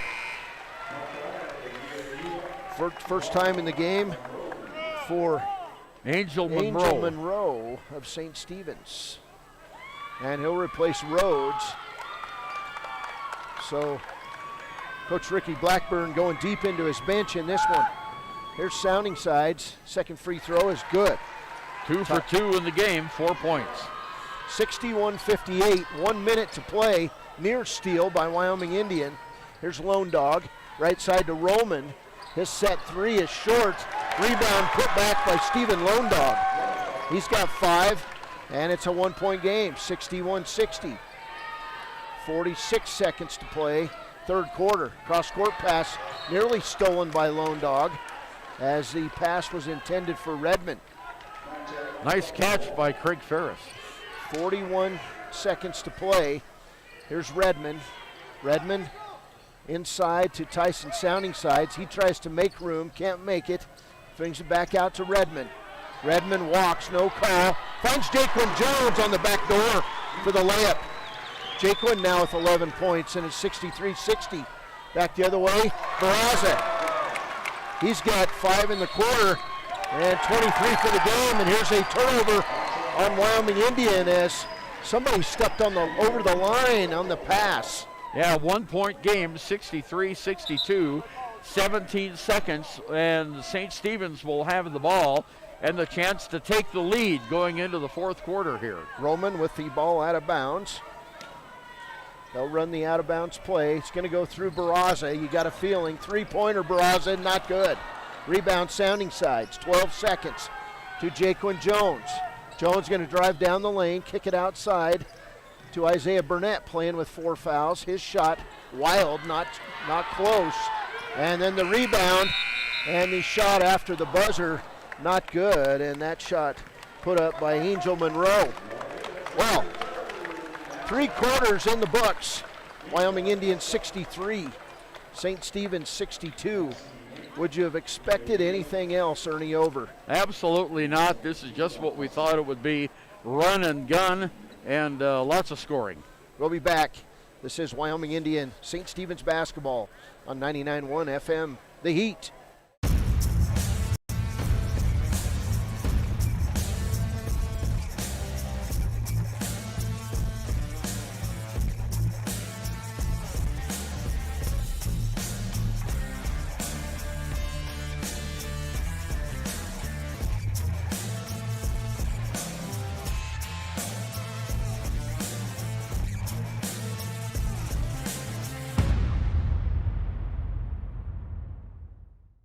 Riverton's Hampton Inn & Suites is proud to sponsor our youth athletics in Fremont County. Fremont County school athletics provide our youth timeless experiences and lessons that can lead to success for life. Setting goals, teamwork, and hard work make young athletes into good citizens. From one corner of the state to the other, over 82% of Wyomingites wear their seatbelts. And to the 18% who don't, we say, let's buckle up for life, Wyoming. Welcome back as we head into the fourth quarter of play. Fourth quarter of play. It'll be St. Stephen's basketball. We're at Alfred Redmond Senior Gymnasium, and this one, man, it's a fun one. Yeah, St. Stephen's, Wyoming Indian. St. Stephen's outscored the Wyoming Indian 23-19 in that third period. There's Barraza, turnaround at the free throw line. It's good. 25 points now for Jordan Barraza, and St. Stephen's has the lead. That'll be lead change number 6 in this one. Redmond inside, going to be tied up by Stephen Lone Dog, and it'll stay with Wyoming Indian on that alternating possession. 7:38 to play. St. Stephen's trailed by 14 at one point in the third quarter, but they shot their way back into this game, and now Wyoming Indian turns it over. Here's Lone Dog on the run, shot up, not good. Rebound Redmond. Here comes Redmond across the timeline. Allen down the lane, lays it up, good. He went coast to coast on that one. 5 points for Allen Redmond. Now a steal by Redmond. Behind his back to Burnett. Three-pointer, got 14 for Burnett. 2 great plays by Redmond. Now here's Lone Dog down the lane. He'll run over Redmond, and the shot's going to go, and the foul on Allen Redmond. Wow. Allen had turned sideways, and Lone Dog made contact. The shot went. He's got 7 and a chance for a 3-point play. 2-point game, 68-66. He's only 1 for 4 in the game from the free throw line. Free throw, not good. And Jarrell Tillman's going to run it down in the corner. There's Jarrell. He'll bring it across the timeline. Pass it right side to Addison. 3-pointer, not good. The freshman missed the 3. Rebound. And here comes Angel Monroe. Monroe terminates his dribble to Lone Dog. Out top of the key, Shy Roman Long three is an air ball. Rebound, put back, not good. Stephen Londog ends up with it. And then over in the corner to Monroe. His three, not good. Rebound, Londog. His shot, not good. Rebound kicked out, picked up by Barraza. Barraza, 360 move in the lane, and he'll draw the foul on Wyoming Indian. That was a crazy exchange as we were trying to look through the St. Stephen's coaching staff. And the personal foul goes against Alan Redmond. That's his third, Cody. So we're going to get substitutes in. Brandon Coffey, who provided that first half spark in the game. Also for the first time, Jason Slowbear. Here's a pass in to Lone Dog. And now it looks like St. Stephen's with the spring in their step. Here's Lone Dog left side, and we'll get a foul from behind on Jarrell Tillman. His second, and Lone Dog's going to go back to the line. And as you said the last break, Ernie, Lone Dog 1 for 5 now at the free throw line. He'll shoot 2. 6:17 to play, 2-point game, 68-66. Now Lone Dog 1 for 6 at the line after the miss. He'll have one more. 6:17 to go in the game. Wyoming Indian leads by 2. Free throw on the way, not good. Rebound taken away by Wyoming Indian, Jaquin Jones, and then he'll walk with the basketball. That'll be turnover number 21 on Wyoming Indian. On the other side, 17 turnovers on St. Stephen's. St. Stephen's basketball. Here's Rhodes. This game, the first of 2. That looked like double dribble, no call. And a steal by Brandon Coffey. Out to Jason Slowbear. He'll take the ball in. Nearly walked, puts his shot up, and he's fouled on the play. And that foul's going to go on Caden Lone Dog. Yeah, it is, His and third. that was be his third foul. And tell you what, Slowbear got away with the travel that time. 68-66 ball game. He hasn't scored in the contest. This will be his first attempt from the charity stripe. 6 Slowbear minutes to go. To the line. Shot on the way, good.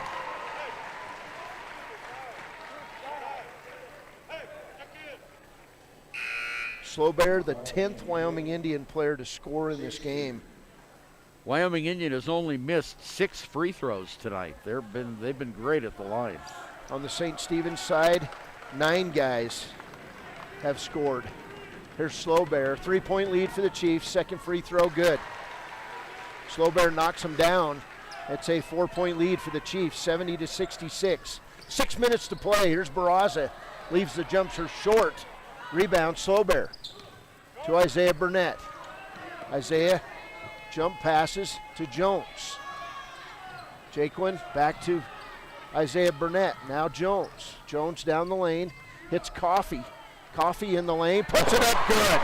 Brandon Coffey with 18 points. And it's a 72-66 lead. Here's Barraza. 5:30 to play. Barraza, 360 move in the lane. Shot up good. Wow. That was a good one. 27 points. He makes circuit plays all the time. Here's Coffey the other way. And a big foul.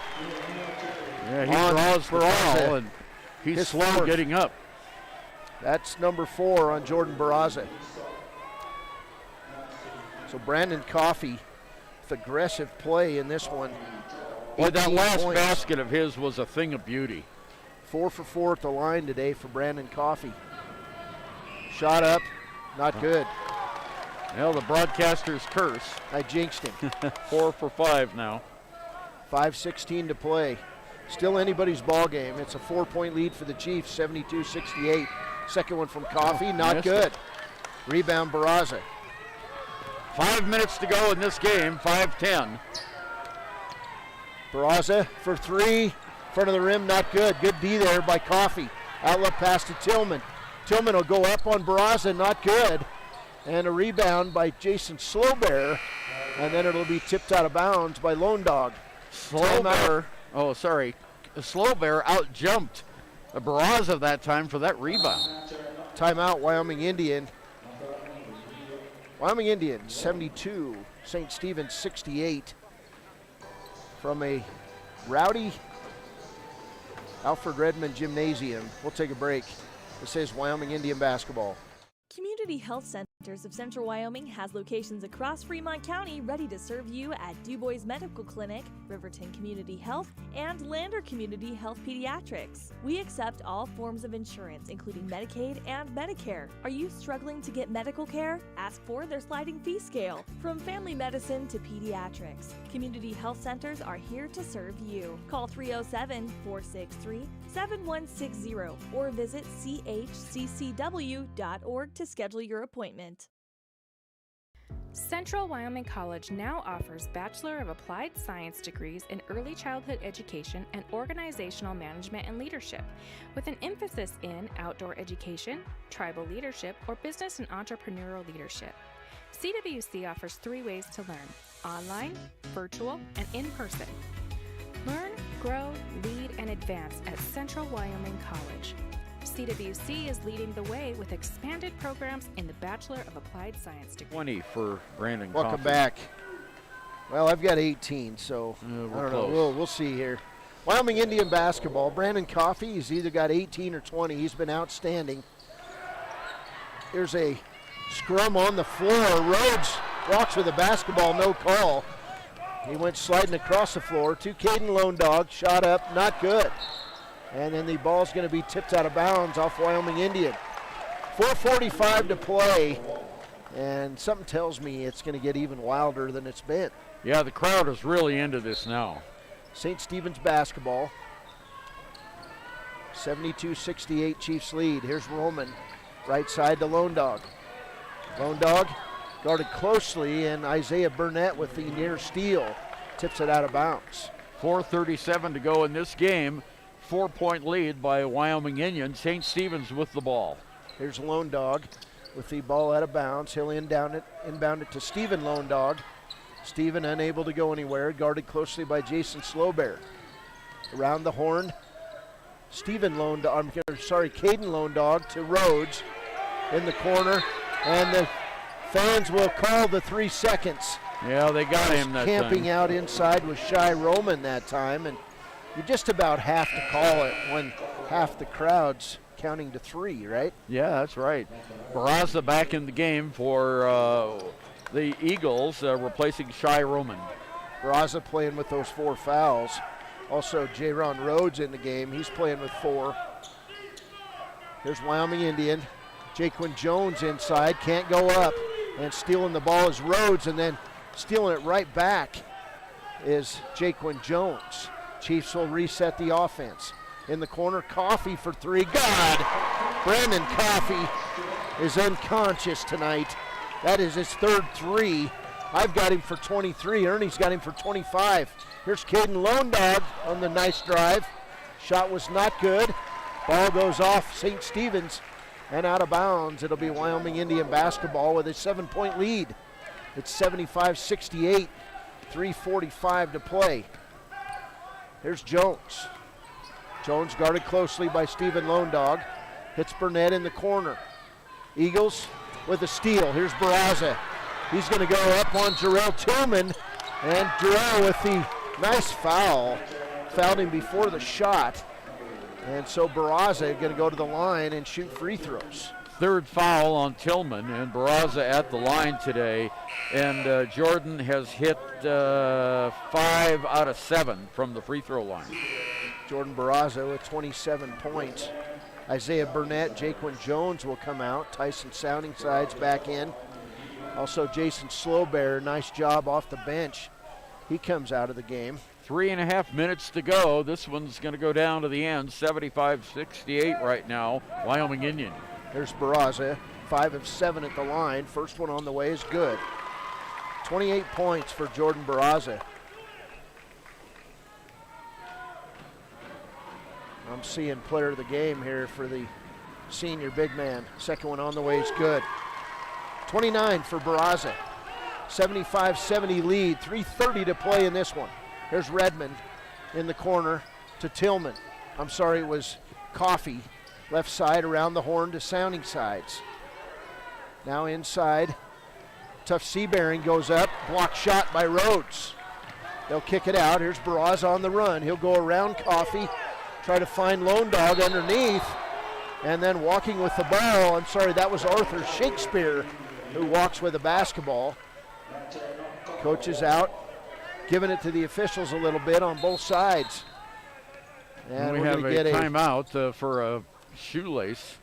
Coffey was tying his shoelace and actually maybe a bit injured on the play. Yeah. We'll get a timeout by Wyoming Indian. It'll be a 30-second timeout with 3:09 to play. Chiefs 75, Eagles 70. We're back on 99.1 FM, The Heat. In any sport, athletes face the chance of sustaining an injury. According to the Athletic Training Association, 90% of student athletes reported some sort of sports-related injury. What's more is 54% report playing while injured. For various reasons, sports-related injuries are increasingly leaving our youth at risk of exposure to opioid-based pain medication. Fremont WhenTheGameSlowsDown.com is here to help navigate monitoring medication, social support, and suggestions on what to do when the game slows down. Brought to you by Fremont County Prevention Program. Welcome back, 75-70 ball game as we wind our way down to crunch time. What do they call it? The witching hour. That's on right. NFL's Red Zone. That's right. Chiefs Eagles basketball here. And it'll be Wyoming Indian basketball. Here's Alan Redmond. Coaches for St. Stephen's want him pressing. Here's Coffey for three. Not good. To Lone Dog. He kind of pushed that one a little bit. Here's Lone Dog inside trying to find Stephen Lone Dog. And the ball goes out of bounds. 21st turnover by St. Stephen's. 2:55 to go, under 3 minutes now. Wyoming Indian basketball. Here's Tyson Sounding Sides. Right side to Redmond. Redmond back out top of the key. Left side to Coffey. Now Sounding Sides and Tillman. Nearly stolen away by Lone Dog. So Tillman goes down the lane. Kicks it off left side, and it'll go off Arthur Shakespeare and out of bounds. Wyoming Indian basketball. 2:38 remaining in the game. 5-point lead by the Chiefs. Alan Redmond with the basketball. Inside Coffey. And we'll get a foul on Arthur Shakespeare as he hooked Coffey. First personal foul on Shakespeare. And Coffey going to the line now. He is 4 of 6 from the line. Team foul number 7 on St. Stephen's, but this will be a two-shotter. Yeah. Coffey, 23 points. First one on the way is good. So 24 points for Brandon Coffey. Chiefs with a 6-point lead, 2:37 to play. It's 76-70. Coffey back up there. Shot on the way is good. Nothing but net on that one. 2:37 to go in the game, and Jaquin Jones coming into the game, and Coffey going out with a little bit of a limp. Cody?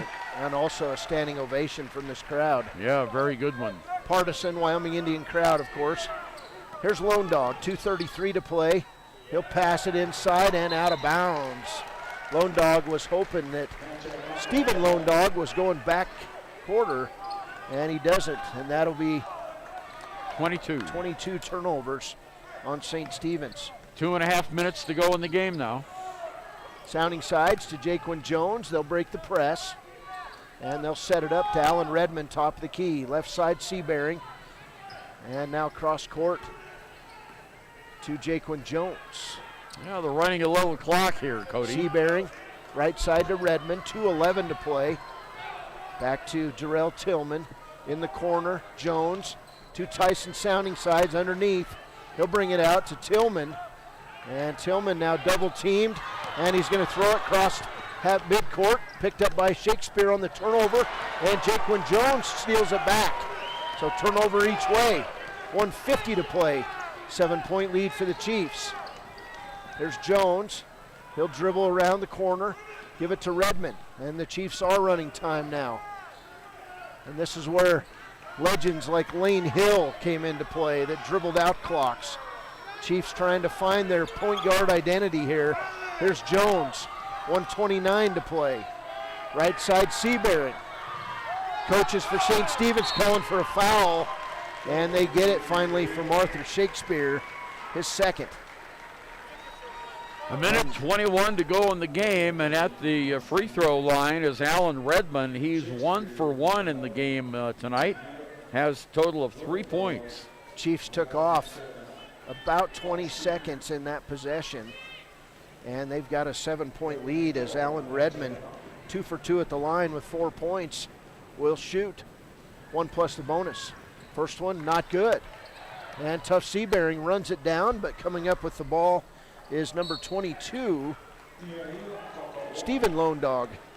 There's 2 Stephen Lone Dogs on this team, number 22 and number 15. Yeah, and we double-checked. They are each named Stephen Lone Dog. There's Jordan Barraza across the timeline. He'll be doubled up, now tripled up, and then he'll cross court to Stephen Lone Dog, number 15. His 3 is not good. Rebound, Tough Seabearing. 1 minute to go. To Alan Redmond. Now Darian Augustine in the game, back to Tough Seabearing. Chiefs lead by 7. Here's Isaiah Burnett. He'll get double teamed, but he'll kick it out to Redmond.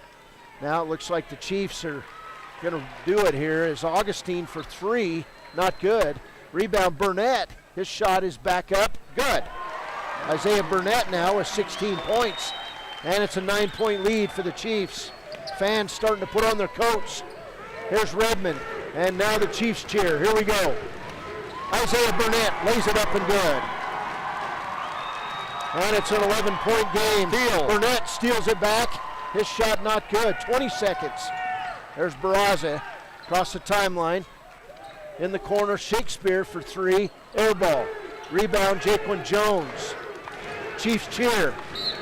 10 seconds. Steal. Nope. Foul on Shakespeare. His 3rd. And this crowd's heading for the exits. Yeah, 81-70 with 8 seconds to go. This big crowd here at Wyoming Indian High School, and it was full tonight. They were going to limit it, but boy, this place was packed to the rafters tonight. When they think the game's over, they leave en masse. Here's Jones at the line. Free throw not good. Jaquan Jones, 11 points in this game. He has struggled at the free throw line. And 3 for 8 at the free throw line. 8 seconds to play. Yeah, and boy, this place is emptying in a hurry. 81-70 ball game. Jones back up there. Free throw, in and out, not good. Here's a long shot, goes out of bounds with 2 seconds to go, so that'll be another turnover. Wyoming Indian basketball, they'll run out the clock. Final score from Alfred Redmond Gymnasium, Wyoming Indian 81, St. Stephen's 70. The Eagles lose their first game of the 2021-22 season, and Wyoming Indian wins their first game of the season. Final score again, Wyoming Indian 81, St. Stephen's 70. We'll be back. This is Wyoming Indian and St. Stephen's basketball. From 99.1 FM, The Heat. Is your resolution this year to be healthier? You may have made a commitment to improve your physical health, but don't forget about your financial health.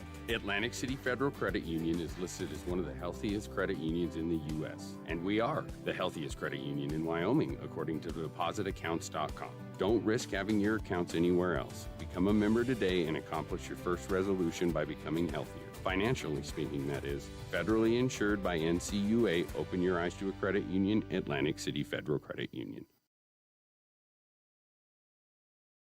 Why should your new floor come from Carpet One? Because we're passionate about the spaces our neighbors call home. We're part of your community, and we're also part of the world's largest cooperative of independently owned and operated flooring stores. So you can be sure you'll get great selection and outstanding value with every installation.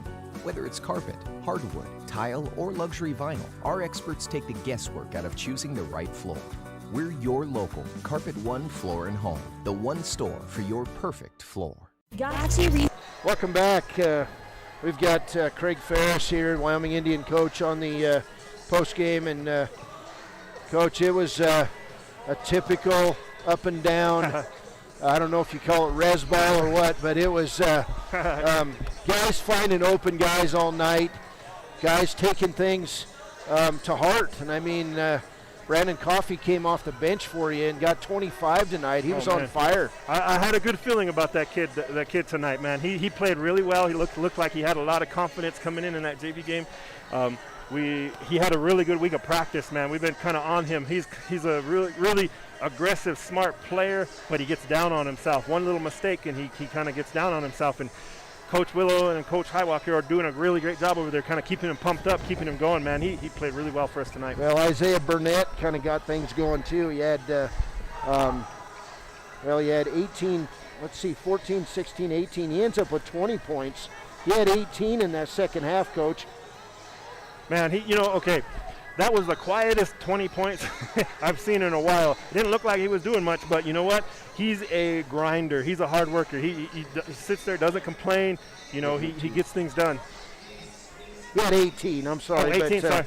Isaiah, he does like to play inside. Yeah, he's really drawn to that. We're really guard heavy right now, and that's something that we're relying on him to do, and man, he's doing a really good job for us. Jaquan Jones, you needed him to get off the schneid a little bit.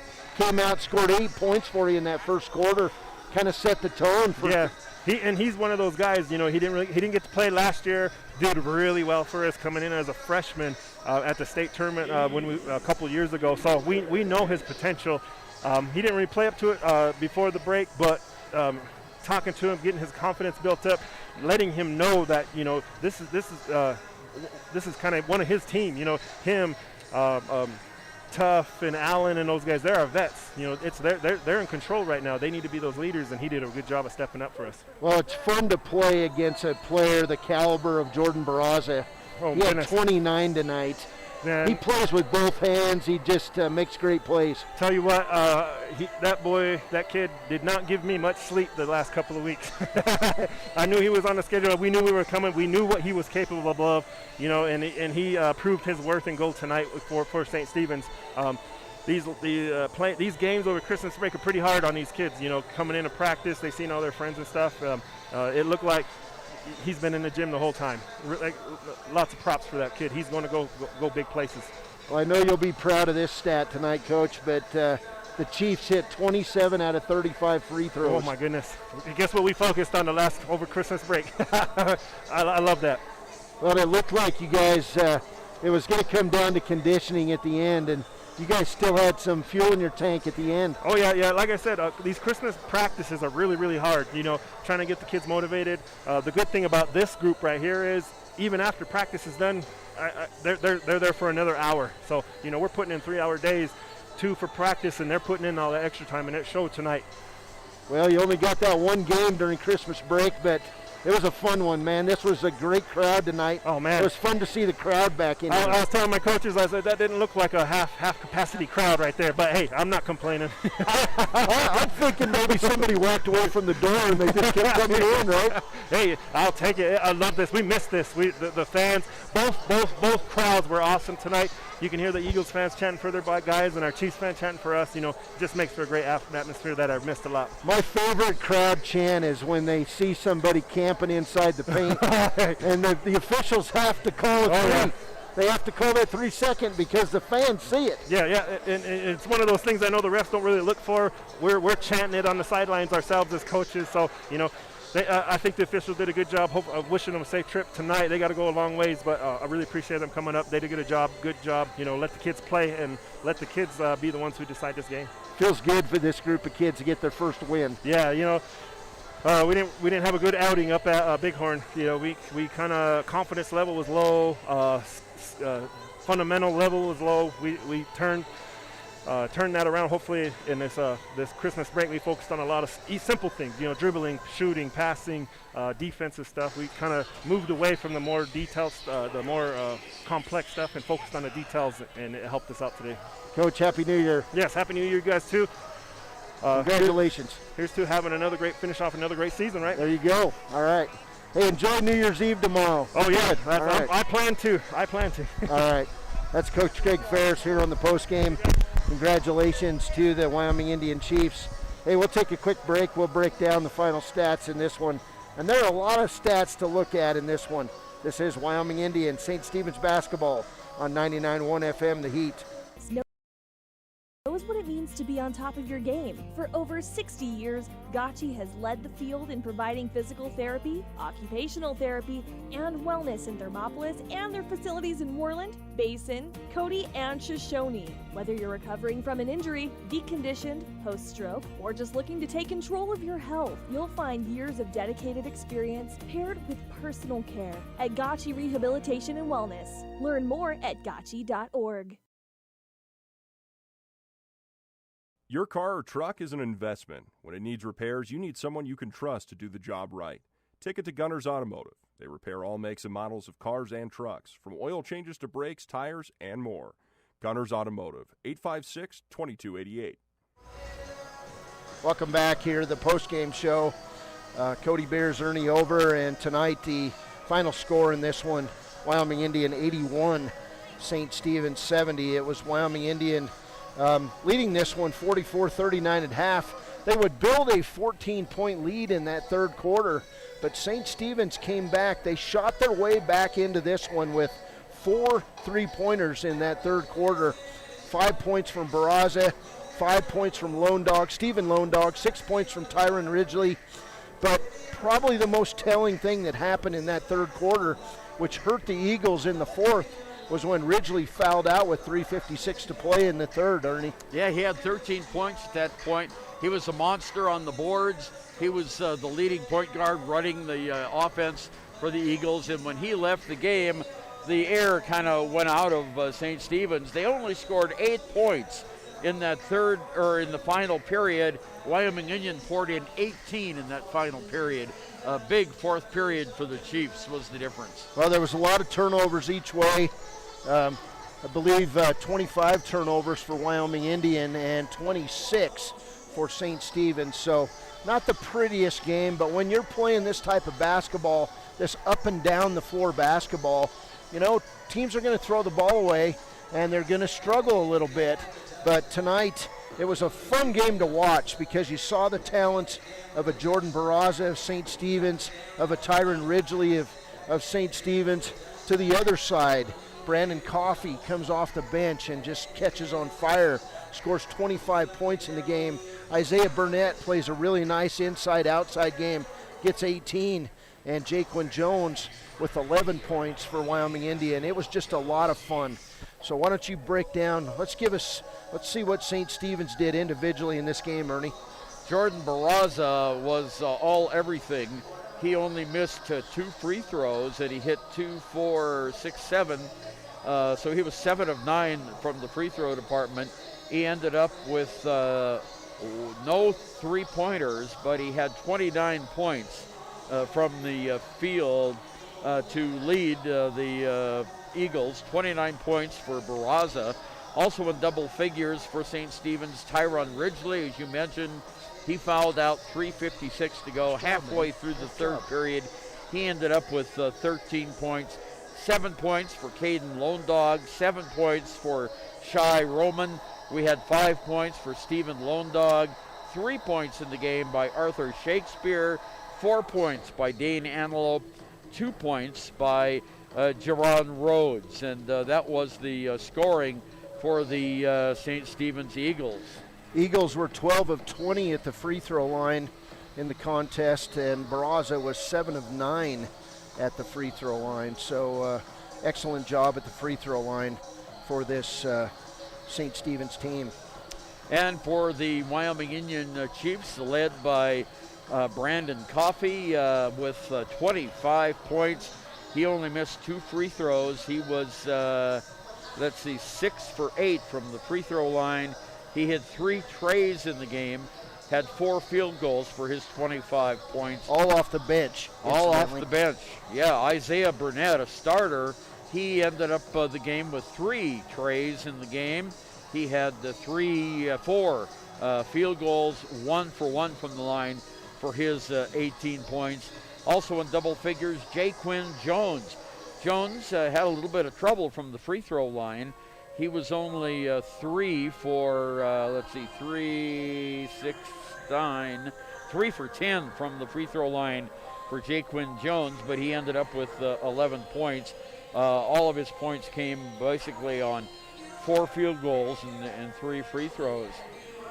Also scoring, Tuff Seabury. He had a great game on the boards tonight, Cody. He was really hustling. He had 4 field goals, total of 8 points. 6 points by Jarrell Tillman. He had 4 for 4 from the line and 1 field goal for his 6 points. Darian Augustine got into the scorebook. He was 1 for 2 from the line. Josh Slowbear was 1 for 2 from the line.